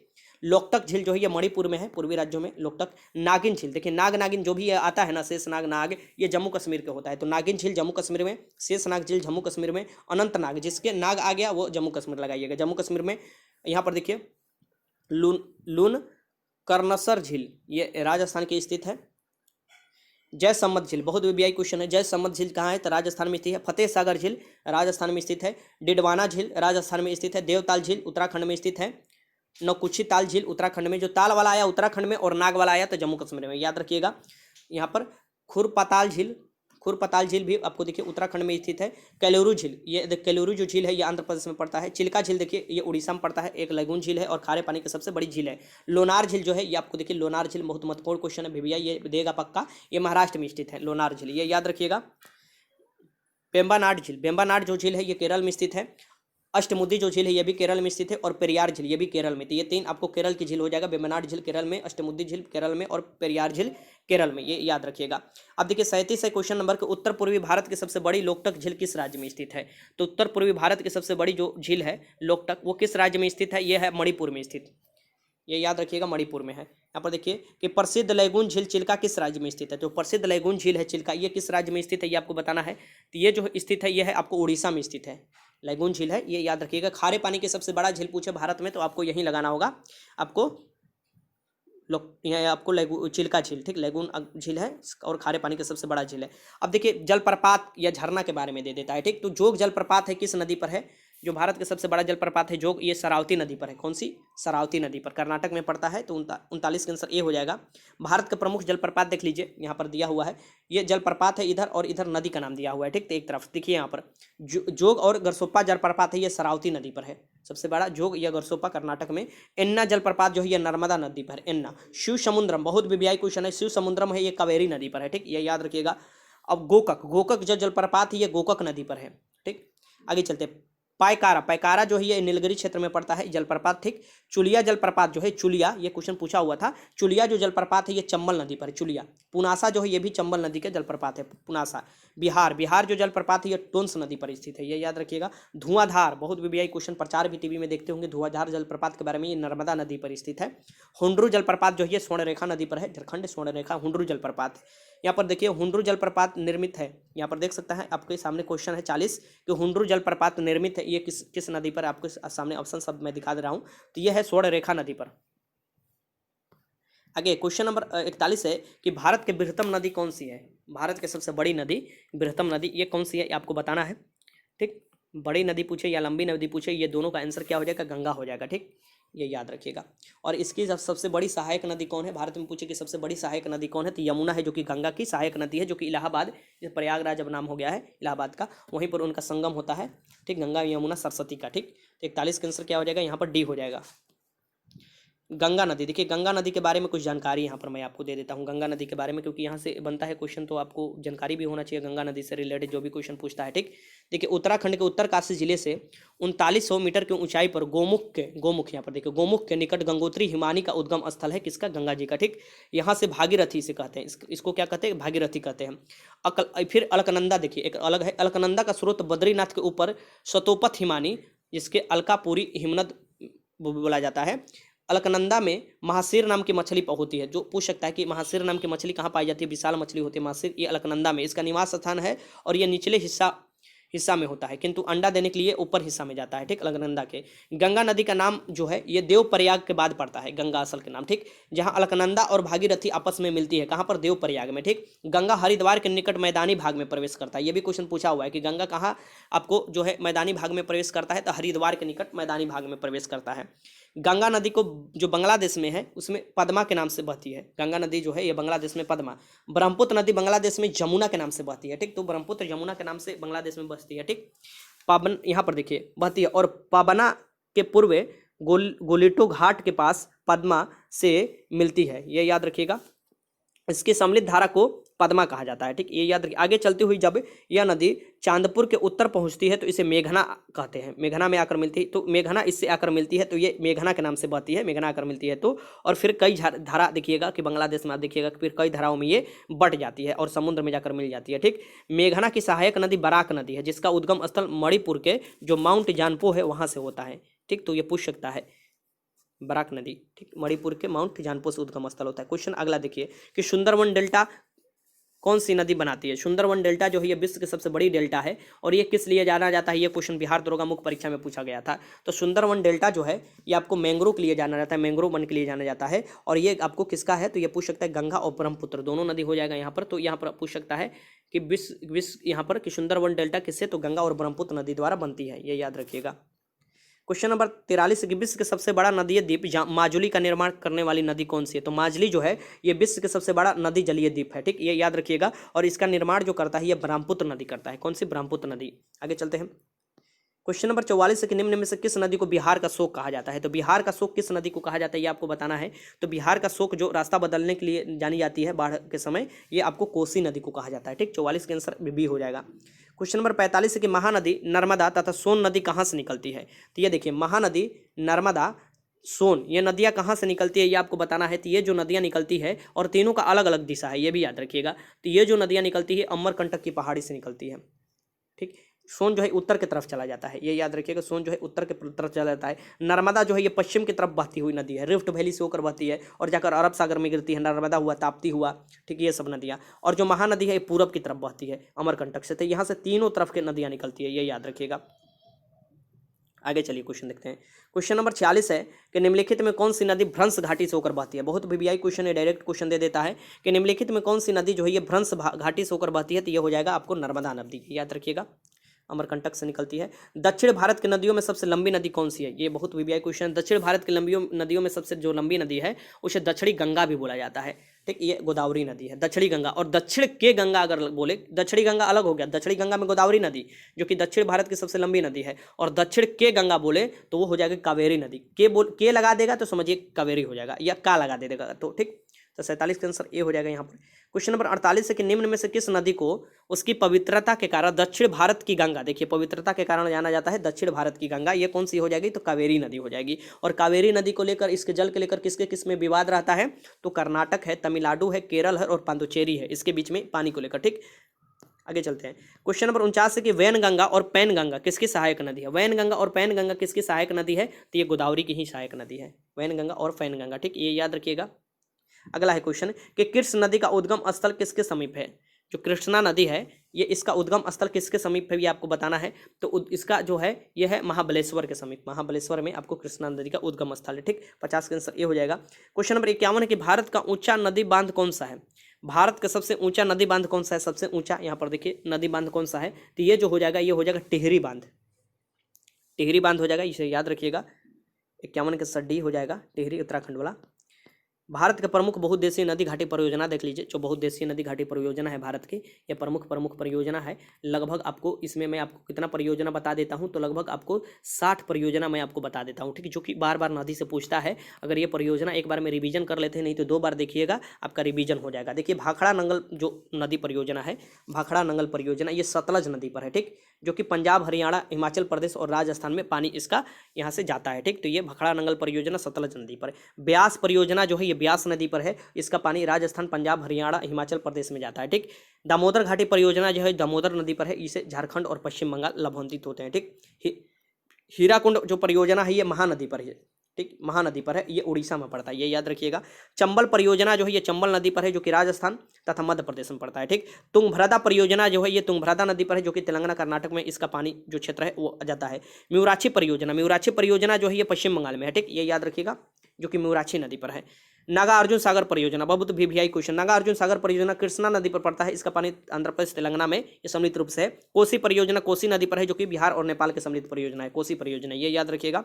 गंडक परियोजना, गंडक नदी परियोजना गंडक नदी पर है, जो कि बिहार और नेपाल की सम्मिलित परियोजना है। फरक्का परियोजना, ये फरक्का नहीं होगा, यहाँ पर फरक्का परियोजना होगा, जो कि गंगा और भागीरथी की बनाया गया है, और ये पश्चिम बंगाल में, ठीक, ये याद रखिएगा। ककड़ापारा परियोजना जो है ये ताप्ती नदी, जो कि गुजरात में पड़ता है, इस पर है। तावा परियोजना ये तावा नदी पर है, जो कि मध्य प्रदेश में, यहाँ पर याद रखिएगा। यहाँ पर नागपुर शक्तिगिरी परियोजना जो है ये कोराडो नदी पर है, कोराडी नदी महाराष्ट्र में, यह भी याद रखिएगा। इंदिरा गांधी नहर परियोजना जो है ये इससे लाभान्वित राजस्थान, पंजाब और हरियाणा होता है, ये याद रखिएगा। सबसे लंबी नहर है पूरे भारत में इंदिरा गांधी नहर, ये भी याद रखिएगा। उकाई परियोजना ये ताप्ती नदी पर है, उकाई परियोजना का है, ये ताप्ती नदी पर है, जो कि गुजरात में पड़ता है, ठीक, ये याद रखिएगा। पोचम बांध परियोजना जो है ये गोदावरी नदी पर है, ठीक, ये कर्नाटक में, ये याद रखिएगा। मालप्रभा परियोजना जो है ये मालप्रभा नदी पर है, कर्नाटक में।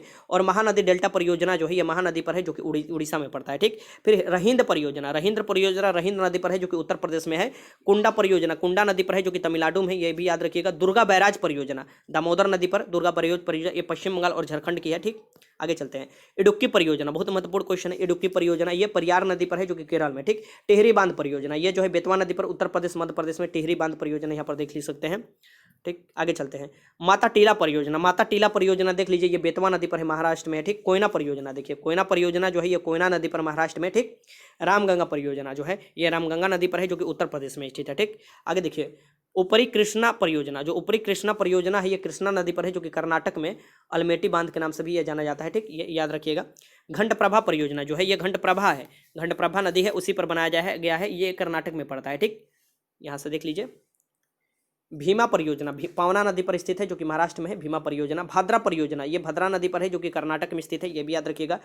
जायकावाड़ी परियोजना जो है ये गोदावरी नदी पर है, जो कि महाराष्ट्र में स्थित है, ठीक। रंजीत सागर बांध परियोजना ये रावी नदी पर है, रंजीत सागर बांध परियोजना, और ये पंजाब में स्थित है, ठीक। हिडकल परियोजना जो है ये घंटप्रभा नदी पर है, जो कि कर्नाटक में स्थित है, ठीक। सब परियोजना आपको याद कर जाना है, क्योंकि 1-2 क्वेश्चन भी बन गया तो यहाँ से आपको कर लेना है, ठीक, क्योंकि क्वेश्चन छोड़ना नहीं है, और यहाँ से पक्का क्वेश्चन बनता है। सतलज परियोजना जो है ये चेनाब नदी पर है, ठीक, जम्मू कश्मीर में सतलज परियोजना। आगे चलते हैं।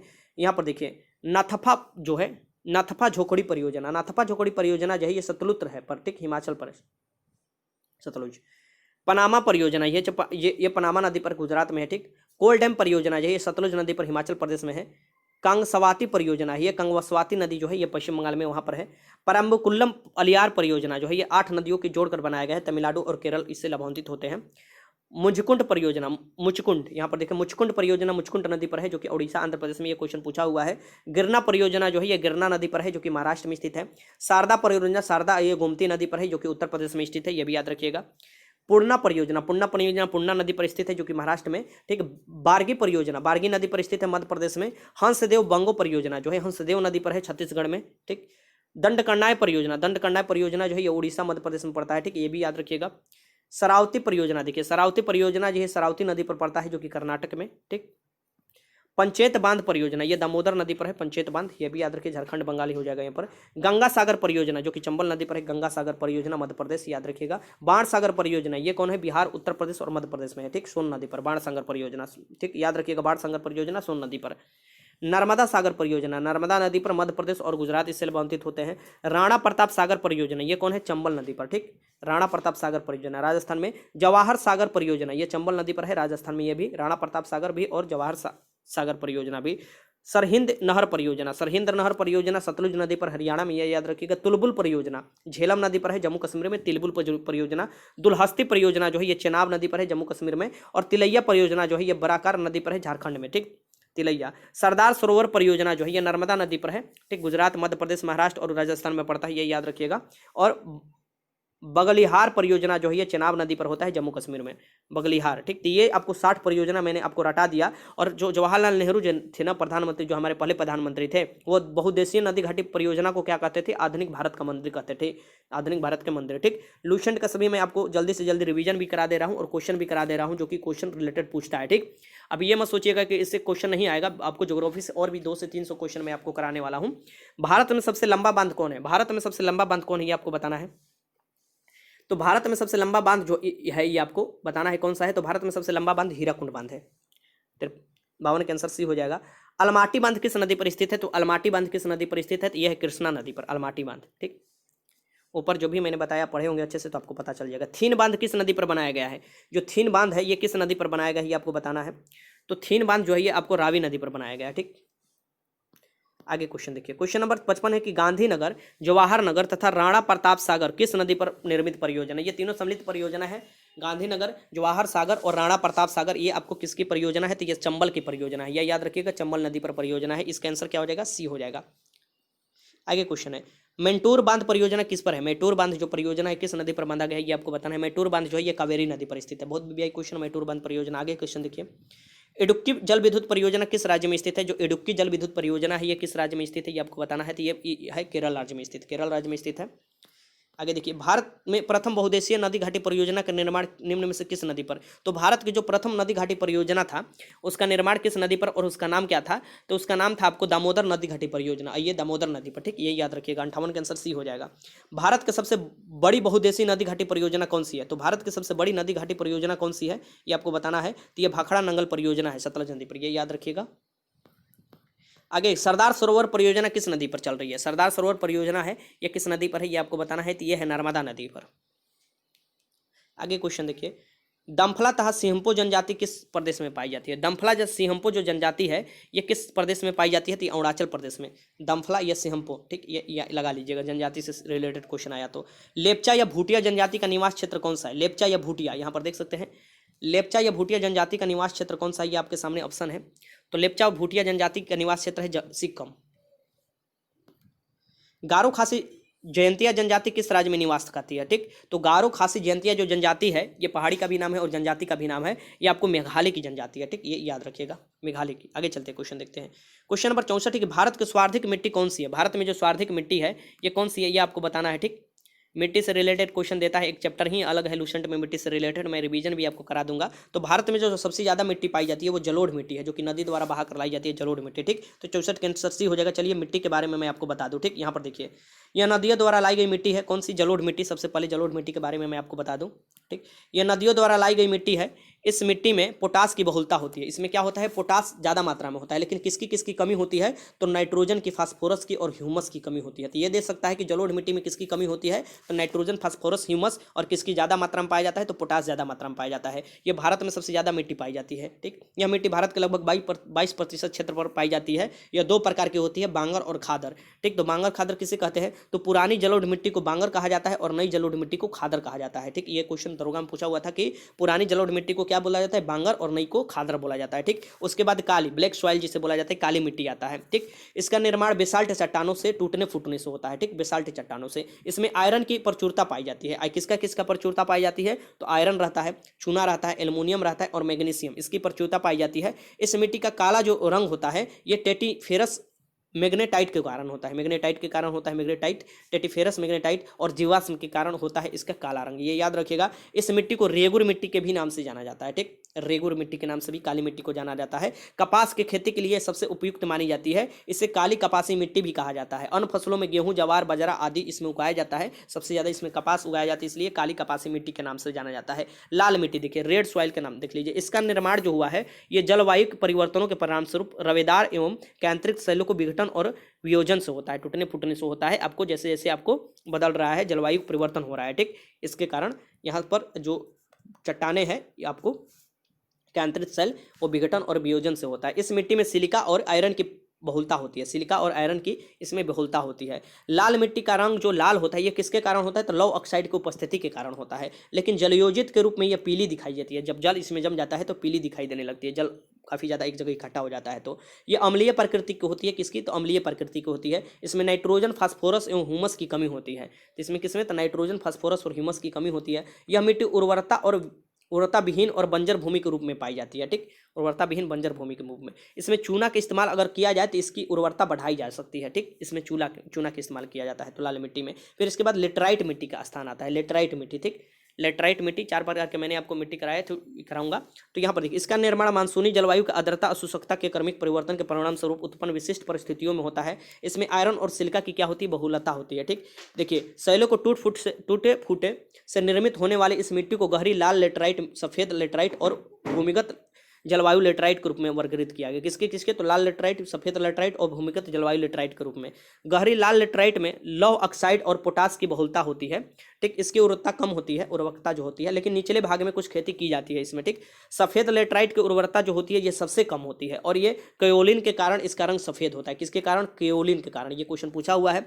भूमिगत जलवायु लेटराइट, भूमिगत जो आपको जलवायु है लेटराइट की काफ़ी उपजाऊ होती है, क्योंकि वर्षा काल में लौह ऑक्साइड जल के साथ घुलकर नीचे चला जाता है, इसलिए भूमिगत वाला उपजाऊ मानी जाती है। लेटराइट मिट्टी में क्या क्या होता है यहाँ पर देख लीजिए। तो लेटराइट मिट्टी में चाय सबसे ज़्यादा होता है, इलायची होता है, काजू होता है, इसके लिए सबसे उपयुक्त ये मिट्टी मानी जाती है।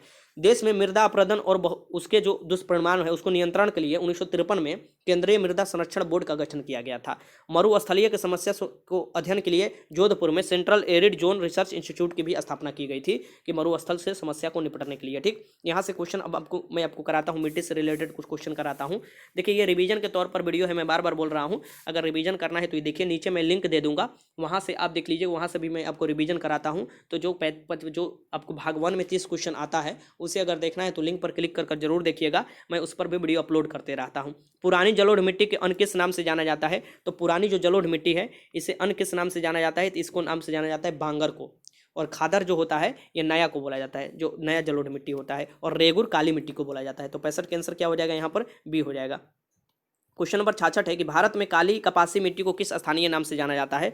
तो जो काली मिट्टी है इसमें कपास सबसे ज़्यादा होता है, इसलिए इसे बोला जाता है काली कपासी मिट्टी, और इसको स्थानीय नाम से रेगुड़ के नाम से जाना जाता है, रेगुड़, ये याद रखिएगा, रेगुड़। 66 के आंसर डी हो जाएगा। क्वेश्चन नंबर 67 देखिए कि निम्नलिखित में कौन सी मिट्टी सूख जाने पर ईंट की तरह कठोर और गीली होने पर जो दही की तरह चिपचिपी हो जाती है। अगर सूखता है तो ईंट की तरफ कठोर हो जाता है, और आपको गीली होने पर आपको ये अब दही की तरह चिपचिपी हो जाती है, ये आपको बताना है ये कौन सा है, तो लेटराइट मिट्टी है। ठीक, ये याद रखिएगा। 67 के आंसर ए हो जाएगा। यहाँ पर देखिए क्वेश्चन नंबर 68 है कि भारत में हरित क्रांति किस मामले में सर्वाधिक सफल रही। तो भारत में हरित क्रांति जो आया था 1967-68 के करीब आया था, ये अपडेट याद रखिएगा। और इसे किस में सबसे ज़्यादा सफल रही थी आपको बताना है। तो हरित क्रांति गेहूं और चावल के मामला में सफल हुई थी, सबसे ज़्यादा इसका प्रभाव गेहूं पर पड़ा था, गेहूं उत्पादन पर, और इसका नकारात्मक प्रभाव तिलहन पर पड़ा था। ठीक, ये याद रखिएगा, तिलहन पर। तो ये आपको ए हो जाएगा, गेहूं और चावल पर। विभिन्न जो कृषि क्रांतियां हैं उससे रिलेटेड क्वेश्चन पूछे जाते हैं, तो विभिन्न कृषि क्रांतियां से रिलेटेड मैं आपको क्वेश्चन करा देता हूं। देखिए वीडियो काफ़ी लंबा हो चुका है, लेकिन आज मैं इसमें खत्म करूंगा। मास्टर वीडियो का पार्ट 1 है ये। अगर मास्टर वीडियो को रिवीजन करना है तो ऐसे ही वीडियो आपको मिलते रहेगा और रिवीजन आप करते रहिएगा। ठीक, हरित क्रांति देखिए, हरित क्रांति जो है ये खाद्यान्न उत्पादन से संबंधित है। श्वेत क्रांति जो है ये दूध उत्पादन से संबंधित है। नीली क्रांति जो है ये मत्स्य उत्पादन से संबंधित है, इसकी मछली। भूरी क्रांति जो है ये उर्वरक उत्पादन से संबंधित है। रजत क्रांति जो है ये अंडा उत्पादन से संबंधित है। पीली क्रांति जो है ये तिलहन उत्पादन से संबंधित है। ठीक, और कृष्ण क्रांति जो है ये कृष्ण क्रांति देखिए ये बायोडीजल से उत्पादन से संबंधित है। लाल क्रांति जो है ये टमाटर और मांस उत्पादन से संबंधित है, ये याद रखिएगा, लाल क्रांति। गुलाबी क्रांति जो है ये झींगा मछली उत्पादन से संबंधित है। बादामी क्रांति जो है ये मसाला उत्पादन से संबंधित है। और सुनहरी क्रांति जो है ये फल उत्पादन से संबंधित है, फल उत्पादन से। ठीक, ये याद रखिएगा। और अमृत क्रांति जो है ये नदी जो जोड़ो परियोजना है उससे संबंधित है। ठीक, ये सब याद रखिएगा। कुछ आपको कृषि विधियां भी बता देते हैं कि किस किस विधि में कौन सी कृषि की जाती है, ऐसे भी क्वेश्चन पूछ देता है। जैसे सेरीकल्चर में क्या होता है, तो रेशम कीट का पालन होता है, जो रेशम के कीट होते हैं उसका पालन होता है सेरीकल्चर में। एपी कल्चर में क्या होता है, तो मधुमक्खी पालन होता है। पीसी कल्चर में क्या होता है, तो मत्स्य पालन होता है, इसकी मछली का पालन होता है। फ्लोरिकल्चर में क्या होता है, तो फूलों का उत्पादन होता है। वर्टिकल्चर में क्या होता है, तो अंगूरों की खेती होती है। वर्मी कल्चर में क्या होता है, तो केचुआ पालन होता है, ये याद रखिएगा। पोमो कल्चर में क्या होता है, तो फलों का उत्पादन होता है। ठीक, ओलेरी कल्चर में क्या होता है, सब्जियों का उत्पादन होता है। हॉर्टिकल्चर में क्या होता है, बागवानी जो भी है हॉर्टिकल्चर में होता है। ठीक, एरोप्रोटिक्स क्या कहा जाता है, तो एरोपोटिक्स कहा जाता है हवा में पौधे को उगाने की विधि को एरोपोटिक्स कहा जाता है, ठीक। हाइड्रोपोनिक्स किसे कहा जाता है, तो जल में पौधे उगाने की विधि को हाइड्रोपोनिक्स कहा जाता है। इसमें मृदा रहित होती है, ये जल में उगाया जाता है, ठीक, ये याद रखिएगा। आगे चलते हैं, क्वेश्चन यहाँ से करते हैं। देखिए मैं लगातार आपको जो भी वीडियो कराता हूँ उसमें एक भी नहीं रुकता हूँ, लगातार वीडियो कराते रहता हूँ, तो आपको भी लगातार वीडियो देखना है। हाँ, अगर आपको थोड़ा इधर उधर लग रहा है, स्पीड लग रहा है, तो इसे स्लो कर लीजिएगा। स्लो का बटन ऊपर दिया रहता है, वहाँ से स्लो कर सकते हैं। और अगर स्पीड भी करना चाहते हैं तो स्पीड का भी बटन दिया रहता है, ठीक। लेकिन मैं जल्दी जल्दी इसलिए बताता हूँ कि बहुत कम समय बचा हुआ है और इसी समय में मुझे रिवीजन भी आप लोगों को करवाना है, क्वेश्चन भी तैयार करना है, तो काफ़ी मेरा समय इसी में बीत जाता है। 12 से 18 घंटा मैं आप लोगों में ही लगा देता हूँ, तो इसका कम से कम उपयोग आप कीजिए और इसका उपयोग कीजिएगा, तभी इसका लाभांश आपको मिलेगा, ठीक। यहाँ पर देखिए, भारत में हरित क्रांति के जनक किसे जाना जाता है, तो भारत में हरित क्रांति के जनक किसे जाना जाता है, ये आपके सामने क्वेश्चन है। तो ये आपको किसे जाना जाता है बताइए, भारत में हरित क्रांति के जनक, जो आपको भारत में पूछ रहा है, ठीक। तो ये बताना है, ये जो हो जाएंगे भारत में। देखिए जो दूध उत्पादन में आता है एक आपको, और एक हरित क्रांति में आता है, ठीक। तो ये आपको पूछा हुआ था कि कोरियन जो है ये आपको भारत में जो है ये आपको आते हैं दूध उत्पादन में, ठीक। और जो स्वामीनाथन है ये आपको हरित क्रांति में आते हैं। तो ऐसे क्वेश्चन आपसे पूछा हुआ था कि अंतर्राष्ट्रीय और भारत स्तर पर कौन कौन आ जाते हैं, तो अंतर्राष्ट्रीय पर जो नॉर्मन ऑर्नेस्ट बोरलॉग का स्थान आ जाता है, लेकिन जो भारत में अगर पूछा हरित क्रांति के जनक तो एम एस स्वामीनाथन आ जाएगा, ठीक। तो ऐसे याद रखिएगा, 69 के आंसर सी हो जाएगा। क्वेश्चन नंबर 70 देखिए कि भारत का सबसे बड़ा मूंगफली उत्पादक राज्य कौन सा है। भारत में सबसे बड़ा जो मूंगफली उत्पादक राज्य है ये है आपको गुजरात। सबसे ज़्यादा मूंगफली यहीं पर होता है, बादाम जिसे बोला जाता है मूंगफली। काजू का सबसे बड़ा उत्पादक राज्य कौन सा है, जो काजू सबसे ज़्यादा कहाँ पर होता है, तो काजू होता है केरल में सबसे ज़्यादा। मसाला उसाला भी केरल में ही सबसे ज़्यादा होता है, ठीक। तो 71 का आंसर बी हो जाएगा। क्वेश्चन नंबर 72 कि भारत में अधिक दाल दाल का उत्पादन कौन सा राज्य करता है, जो भारत में अधिक दाल का उत्पादन करता है ये कौन सा राज्य करता है, ये आपको बताना है। तो ये जो करता है ये है मध्य प्रदेश, दाल उत्पादन की दृष्टि से। यहाँ पर सबसे अधिक मात्रा में केसर मिलता है, सबसे अधिक मात्रा में केसर कहाँ उत्पादन होता है, ये कहाँ मिलता है, ये आपको जम्मू कश्मीर में मिलता है। केसर के लिए जम्मू कश्मीर जाना जाता है, ठीक। 73 के आंसर क्या हो जाएगा, बी हो जाएगा। क्वेश्चन नंबर 74 देखिए, क्वेश्चन नंबर 74 आपके सामने है कि भारत में प्राकृतिक रबड़ का सबसे अधिक उत्पादन किस राज्य में होता है। तो भारत में जो प्राकृतिक रबड़ है इसका सबसे अधिक उत्पादन भारत का विश्व में भी आपको इसका स्थान आता है। ये आपको ऑप्शन मैं आपको पहले दिखा दूं, ये केरल का स्थान आता है। क्या, केरल में प्राकृतिक रबड़ का सबसे ज़्यादा भी केरल में रबड़ भी होता है और कोकोनेट मीन्स की नारियल भी होता है, ये भी याद रखिएगा। निम्नलिखित में कौन सी भारत में रबी की फसल नहीं है, रबी की फसल नहीं है, ठीक, ये आपको बताना है। इसमें से कौन सी रबी की फसल नहीं है, ऋतु के आधार पर जो फसल बांटा गया है उसके बारे में मैं आपको बताऊंगा। तो इसमें जूट जो हो जाएगा ये रबी फसल नहीं है, जूट होगा ये रबी फसल नहीं है, ये याद रखिएगा। जूट उत्पादन में सबसे ज़्यादा कहाँ होता है, पश्चिम बंगाल, उसके बाद बिहार और उसके बाद असम का स्थान आता है जूट उत्पादन में, ये याद रखिएगा। 75 का आंसर क्या हो जाएगा, डी हो जाएगा। ऋतुओं के आधार पर फसलों का वर्गीकरण, ऋतु के आधार पर इसकी फसलों का वर्गीकरण यहाँ पर दिया हुआ है। अब यहाँ पर मैं आपको बता दूं ऋतु के आधार पर फसलों का वर्गीकरण क्या है। सबसे पहले रबी फसल आता है, ये अक्टूबर नवंबर में बोई जाती है, ठीक। अभी जो आपको गेहूं बोया होगा ना, आपका धान कटाकर गेहूं बोया होगा, तो वो क्या है, रबी फसल है, ठीक। यहाँ पर देखिए अक्टूबर नवंबर में बोई जाती है और मार्च अप्रैल में इसे काट ली जाती है। इसका मुख्य फसल है गेहूं, जौ, चना, मटर, सरसों, आलू, राई, अलसी आदि, ये क्या है, रबी फसल है। खरीफ में क्या आएगा, तो ये जून जुलाई में बोई जाती है, जून जुलाई में बोई जाती है और नवंबर दिसंबर में काट ली जाती है। तो अभी देखिएगा कि धान उन कटाया है सब जगह और गेहूं छिड़काया है खेत में, तो ये क्या है, खरीफ फसल काट ली गई है और रबी फसल बो दी गई है, ठीक। तो यहाँ पर खरीफ फसल में कौन कौन हो जाएगा, तो धान, गन्ना, तिलहन, जवार, बाजरा, मक्का, अरहर, कपास, मूंगफली, मंडुआ, तेल और सोयाबीन। देखिए धान तो सब लोग याद कर लेते हैं, तो लेकिन कन्फ्यूजन ये हो जाता है कि ये क्या तिलहन हो जाएगा, जवार कैसे याद करें। तो देखिए धान एक छोटा पौधा में धान होगा किसमें, खरीफ फसल में। बाकी जितने लंबे लंबे पौधे होते हैं, पौधे अगर आप देखे होंगे तो जितने लंबे लंबे पौधे होते हैं लगभग वो खरीफ फसल में आ जाते हैं। देखिए जैसे कि गन्ना का पौधा, ईख जो होता है गन्ना, उसका देखिएगा पौधा बड़ी लंबा होता है। फिर वैसे ही तिलहन में भी आपको अलग अलग जो पौधे होते हैं, ठीक। यहाँ पर जवार का भी देखिएगा लंबा पौधा होता है, बाजरा का भी देखिएगा लंबा ऐसे पौधा होता है, मक्का का भी देखिएगा मक्का का लंबा लंबा पौधा होता है, अरहर का भी देखिएगा अरहर का पौधा जो बड़ा एकदम होता है, कपास का भी पौधा, मूंगफली का तो ऐसे झाड़ी की तरह होता है, ठीक। तो ऐसे करिएगा तो आप देख सकते हैं और ट्रिकली याद कर सकते हैं, ठीक। गर्मा फसल किसे कहते हैं, गर्मा फसल ये मई जून में बोई जाती है और जून जुलाई के अगस्त में काट ली जाती है। इसका मुख्य फसल राई, मक्का, जवार, जूट, मडुआ है, ठीक। ये याद रखिएगा। तो जूट कौन सी है, तो गर्मा फसल है, ये याद रखिएगा। भारत में सिंचाई का सबसे प्रमुख साधन कौन है, भारत में जो सिंचाई है इसके सबसे प्रमुख साधन क्या है, तो कुएं और नलकूप है, कुएं और नलकूप है सिंचाई के सबसे प्रमुख साधन पूछे तो, ठीक। 76 का आंसर डी हो जाएगा। निम्नलिखित में किस राज्य में सर्वाधिक कृषि तालाबों द्वारा सिंचाई की जाती है, तालाबों द्वारा संचित सिंचाई की जाती है सबसे ज़्यादा, ये किस राज्य में, ये आपको बताना है। तो तालाबों द्वारा जो की जाती है ये सबसे ज़्यादा ये तमिलनाडु राज्य में की जाती है, ये याद रखिएगा। 77 का आंसर ए। अगर आपसे ये पूछे कि नलकूप द्वारा सर्वाधिक संख्या में किस राज्य में सिंचाई की जाती है, नलकूप द्वारा, तो नलकूप द्वारा जो की जाती है ये उत्तर प्रदेश में की जाती है, नलकूप द्वारा, ये याद रखिएगा। तालाबों द्वारा तमिलनाडु और नलकूप द्वारा उत्तर प्रदेश में। भारत में नहर द्वारा सिंचाई कौन सा राज्य अग्रणी है? जो नहर द्वारा सबसे ज़्यादा सिंचाई करता है ये कौन से राज्य अग्रणी है, ये आपको बताना है। तो ये पंजाब राज्य है। पंजाब हरियाणा में नहर द्वारा सबसे ज़्यादा सिंचाई होता है, तो पंजाब लगाइए। 79 के आंसर ए हो जाएगा। 80 देखिए कि भारत में सबसे लंबी सिंचाई नहर कौन सी है, ये आपके सामने ऑप्शन है। सबसे लंबी जो सिंचाई नहर ये आपको बताना है, तो ये जो हो जाएगा इंदिरा गांधी नहर हो जाएगा। ऊपर भी मैंने आपको बताया था कि इंदिरा गांधी नहर जो हो जाएगा ये सबसे लंबी सिंचाई नहर भारत की है। आगे चलते हैं। क्वेश्चन नंबर 81 कि दुधवा राष्ट्रीय उद्यान कहाँ स्थित है? अब राष्ट्रीय उद्यान से सम्मिलित क्वेश्चन आपसे पूछता है तो आपको लगा लेना होगा। प्रमुख मैं राष्ट्रीय उद्यान भी आपको बता दूंगा, कहाँ कहाँ पर कौन कौन से राष्ट्रीय उद्यान है, जो कि आपको याद रखना चाहिए। लगभग 45 से 50 राष्ट्रीय उद्यान मैं आपको बता दूंगा, ठीक। रिवीजन अभी करा दूंगा, तो इससे घबराइएगा नहीं। दुधवा जो राष्ट्रीय उद्यान है ये कहाँ पर स्थित है? तो ये है उत्तर प्रदेश में। दूध जो होता है सबसे ज्यादा कहाँ होता है? तो उत्तर प्रदेश में ही होता है, तो वहां सब लगा लीजिएगा, उत्तर प्रदेश में है दुधवा, ठीक। 81 का आंसर भी हो जाएगा। यहाँ पर देखिए राष्ट्रीय जो उद्यान है उससे सम्मिलित मैं आपको राज्य बता देता हूँ, ठीक। देखिए राष्ट्रीय उद्यान जो पलामू पड़ता है ना, पलामू अभ्यारण्य, यहाँ पर देखिए ये आपको झारखंड में पड़ता है, ठीक। यही आपको जो दलमा वन्यजीव अभ्यारण्य है ये झारखंड में, ये आपको दलमा नहीं है, इसका नाम क्या पड़ता है, ठीक। ऐसे ही आपको याद रख सकते हैं, ऐसे क्वेश्चन देगा तो, ठीक। आपको यहाँ पर हजारीबाग देखिए, हाँ हजारीबाग जो अगर पूछ देता है तो ये झारखंड में पड़ता है, और दलमा भी यहाँ पर वो आपको पड़ता है, कहाँ पर? झारखंड में ही पड़ता है, ठीक। तो अभ्यारण्य का नाम याद जरूर रखिएगा। यहाँ पर देखिए कैमूर वन्यजीव अभ्यारण्य जो है ये आपको बिहार में पड़ता है, कैमूर वन्यजीव अभ्यारण्य। कैमूर आपको जिला है बिहार की एक, ये भी याद रखिएगा। राष्ट्रीय उद्यान अभ्यारण्य जो गिर राष्ट्रीय उद्यान है, जो कि एशियाई शेर के लिए प्रसिद्ध है, ये गुजरात में पड़ता है, गिर, ठीक, ये याद रखिएगा। नल सरोवर जो अभ्यारण्य है, नल सरोवर, ये भी गुजरात में पड़ता है, ठीक। कार्बोट राष्ट्रीय जो उद्यान है, सबसे पहला राष्ट्रीय पार्क भी है आपको 1935 में स्थापना हुआ थी। कार्बोट नेशनल पार्क जो है ये उत्तराखंड में स्थित है, ये याद रखिएगा।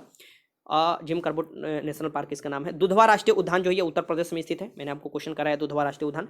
चंद्रप्रभा अभ्यारण्य जो है ये भी आपको उत्तर प्रदेश में है, चंद्रप्रभा अभ्यारण्य। बांदीपुर राष्ट्रीय उद्यान जो है ये कर्नाटक में है, जो बांदीपुर राष्ट्रीय उद्यान है ये कर्नाटक में स्थित है, ये याद रखिएगा। भद्रा अभ्यारण्य जो है ये कहाँ पर है? ये भी कर्नाटक में स्थित है, भद्रा अभ्यारण्य, ठीक। अगला है कि सोमेश्वर अभ्यारण्य, सोमेश्वर जो अभ्यारण्य है ये भी कर्नाटक में स्थित है, सोमेश्वर अभ्यारण्य। तुंगभद्रा अभ्यारण्य जो है ये कर्नाटक में स्थित है, तुंगभद्रा अभ्यारण्य, ठीक। आगे चलते हैं। यहाँ पर देखिए ये आपको हुआ कौन? पखाल वन्यजीव अभ्यारण्य, ये तेलंगाना में स्थित है, पखाल वन्यजीव अभ्यारण्य, ठीक। कावला वन्यजीव अभ्यारण्य ये तेलंगाना में स्थित है, कावला वन्यजीव अभ्यारण्य, ठीक। ये मानस राष्ट्रीय उद्यान जो असम में स्थित है, मानस काजीरंगा, ये सभी आपको क्या है? असम में एक संग गैंडे के लिए प्रसिद्ध है, तो ये मानस राष्ट्रीय उद्यान या काजीरंगा ये आपको असम में मिलेगा। घना पक्षी बिहार, घना पक्षी बिहार राजस्थान आता है, राजस्थान है घना पक्षी बिहार, ठीक। कुंभलगढ़ अभ्यारण्य, कुंभलगढ़ अभ्यारण्य जो है ये कहाँ पर स्थित है? ये भी राजस्थान में स्थित है, ये याद रखिएगा, कुंभलगढ़ अभ्यारण्य, ठीक। यहाँ पर देखिए आगे चलिए। रणथंभौर अभ्यारण्य, रणथंभौर अभ्यारण्य जो है ये राजस्थान में स्थित, रणथंभौर जो है ये राजस्थान में स्थित है। पेंच राष्ट्रीय उद्यान, पेंच राष्ट्रीय उद्यान कहाँ पर स्थित है? ये महाराष्ट्र और मध्य प्रदेश के बीच स्थित है, पेंच राष्ट्रीय उद्यान। महाराष्ट्र और मध्य प्रदेश दोनों ऑप्शन में देना चाहिए आपको, ठीक। अगर एक ऑप्शन इसमें से कोई देता है तो आप लगा लीजिएगा, लेकिन दोनों ऑप्शन देना चाहिए, ठीक। ये याद रखिएगा, 21 आपको यहाँ पर लगा लेना है। राष्ट्रीय देखिए अब तंसा अभ्यारण्य, तंसा अभ्यारण्य जो है ये भी महाराष्ट्र में स्थित है। वेरुवेलु राष्ट्रीय उद्यान ये भी आपको महाराष्ट्र में है, वेरुवेलु राष्ट्रीय उद्यान। अबोहर अभ्यारण्य जो है ये पंजाब में स्थित है, अबोहर पंजाब में स्थित है।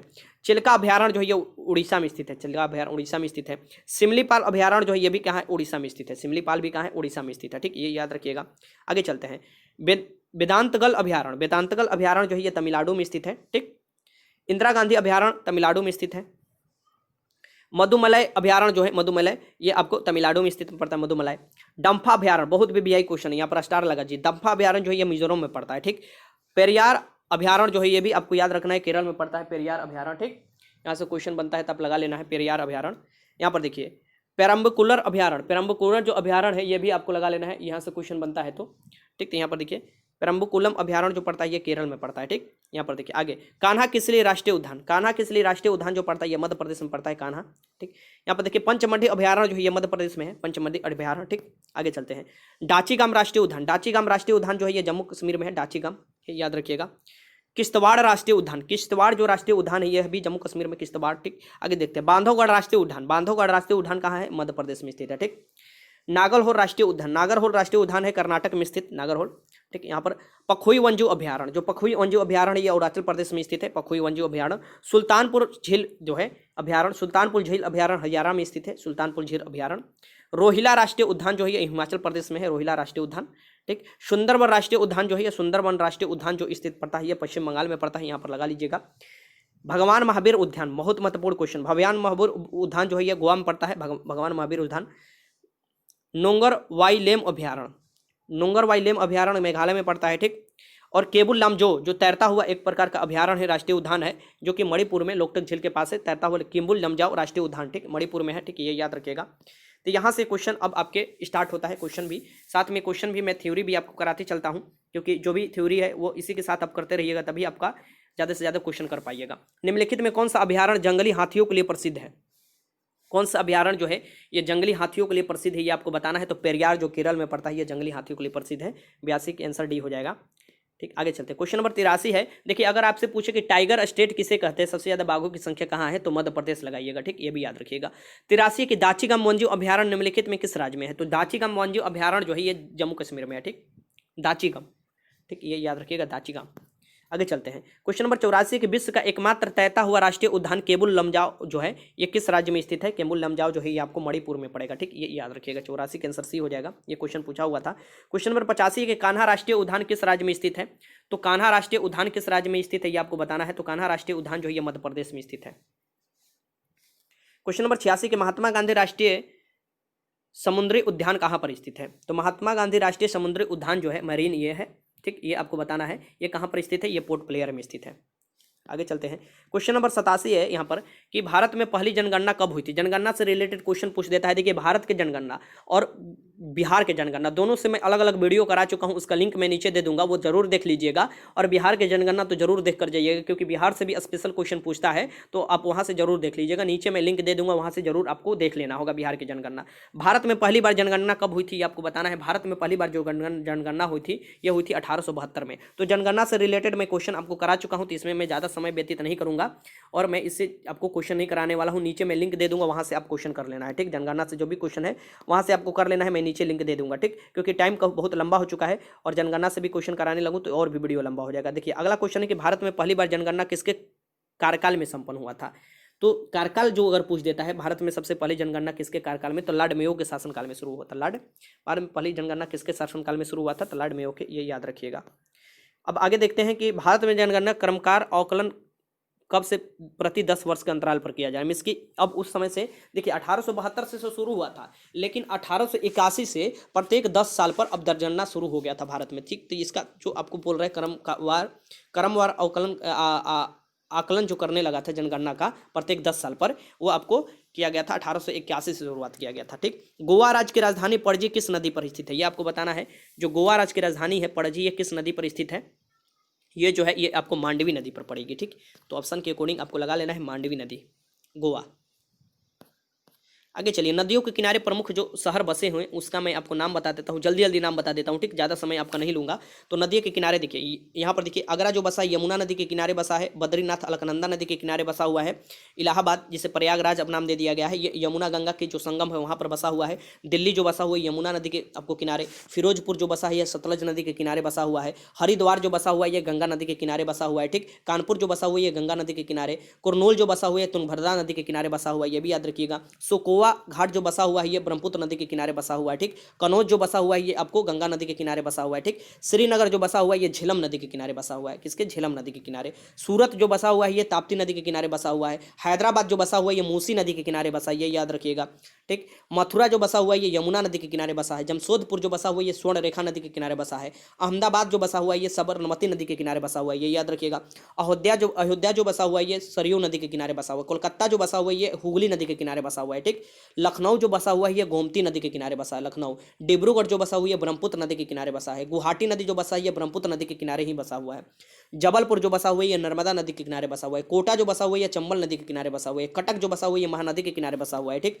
आगे चलते हैं, नासिक जो बसा हुआ है ये आपको गोदावरी नदी के किनारे। संभलपुर जो बसा हुआ है महानदी के किनारे बसा हुआ है। श्रीरंगपट्टनम जो बसा हुआ है कावेरी नदी के किनारे बसा हुआ है। जौनपुर जो बसा हुआ है, जौनपुर उत्तर प्रदेश की, ये गोमती नदी के किनारे बसा है। ओरछा जो बसा हुआ है बेतवा नदी के किनारे। उज्जैन जो बसा हुआ है छिप्रा नदी, बहुत बीबीआई है, उज्जैन जो है छिप्रा नदी के किनारे। वाराणसी जो बसा हुआ है ये गंगा नदी के किनारे बसा हुआ है। लुधियाना जो बसा हुआ है ये सतलज नदी के किनारे बसा हुआ है। पंढरपुर जो बसा हुआ है ये भीमा नदी के किनारे बसा हुआ है। बरेली जो बसा हुआ है ये रामगंगा नदी के किनारे बसा हुआ है, ठीक। जगदलपुर जो बसा हुआ है ये इंद्रावती नदी के किनारे बसा हुआ है, ठीक, ये भी याद रखिएगा जगदलपुर। और विजयवाड़ा जो बसा हुआ है ये आपको कृष्णा नदी के किनारे बसा हुआ है, ठीक। तिरुचिरापल्ली जो बसा हुआ है ये कवारी नदी के किनारे, कावेरी जो नदी है तिरुचिरापल्ली जो है बसा हुआ है, ठीक। तो ऐसे कर याद रखना है। बैतूल जो बसा हुआ है ये आपको ताप्ती नदी के किनारे बसा हुआ है, ठीक। तो अब यहाँ से क्वेश्चन स्टार्ट करते हैं। यहाँ से क्वेश्चन मैं आपको करा ले, तमिलनाडु में शीतकालीन वर्षा अधिकांशतः किस कारण से होती है? ये देखिए तमिलनाडु में जो शीतकालीन वर्षा होती है ये किस कारण से होती है, तो ये उत्तर पूर्वी मानसून जो लौटती हुई मानसून होती है उसके कारण होती है, उत्तर पूर्वी मानसून के कारण होती है। ये याद रखना चाहिए। 91 का आंसर क्या हो जाएगा, सी हो जाएगा। ठीक, आपको जाड़ों के दिन में खूब वर्षा होता है आपको तमिलनाडु चेन्नई में। ठीक, दक्षिण पश्चिमी मानसून निम्नलिखित में किस प्रदेश में सर्वप्रथम प्रदेश करती है, तो सर्वप्रथम प्रदेश किस प्रदेश में करती है ये आपको बताना है सर्वप्रथम। तो ये आपसे 92 आपके सामने क्वेश्चन है। देखिए इसका आंसर हो जाएगा केरल, केरल हो जाएगा। लेकिन मैं आपको यहाँ पर एक बात बता देता हूँ, अगर अंडमान निकोबार द्वीप समूह भी अगर यहाँ पर दिया होता ना तो सबसे पहले अंडमान निकोबार द्वीप समूह में प्रवेश करता है मानसून। ठीक, ये याद रखिएगा। लेकिन कभी भी आपको अंडमान निकोबार द्वीप समूह नहीं देगा, केरल ही देगा। सबसे पहले मानसून जो है दक्षिणी पश्चिमी, जो भारत में सबसे ज्यादा बारिश कराती है दक्षिणी पश्चिमी मानसून है, ये केरल से आपको जाती है सबसे पहले। भारत में सर्वाधिक वर्षा प्राप्त करने वाला स्थान कौन सा है, भारत में जो सबसे ज्यादा बारिश प्राप्त करता है ये कौन सा स्थान है, तो ये हो जाएगा आपको मानसीराम। ठीक, सबसे पहले आपको चेरापूंजी पहले था लेकिन अब मानसीराम हो चुका है जो कि मेघालय में स्थित है। ठीक, यहाँ पर देखिए क्वेश्चन नंबर 94 है कि राष्ट्रीय वन नीति के अनुसार पर्यावरण दृष्टि से देश में कम से कम कितने प्रतिशत क्षेत्र पर वनों का आवरण आवश्यक है, तो पर्यावरण की दृष्टि से देश में कम से कम आपको 33% आपको वन रहता है तो अच्छा माना जाएगा। ठीक, तो ये आपको 35% की दृष्टि से अच्छा माना जाएगा, कम से कम प्रतिशत रहता है तो वन का, राष्ट्रीय वन नीति के अनुसार। भारत में वन अनुसंधान संस्थान कहाँ पर स्थित है, तो भारत में जो वन अनुसंधान संस्थान है ये देहरादून में स्थित है, ये भी याद रखिएगा। क्वेश्चन नंबर 96 देखिए कि देश में सर्वाधिक वन क्षेत्र किस राज्य में है, देश में जो सर्वाधिक वन क्षेत्र है ये किस राज्य में है ये आपको बताना है।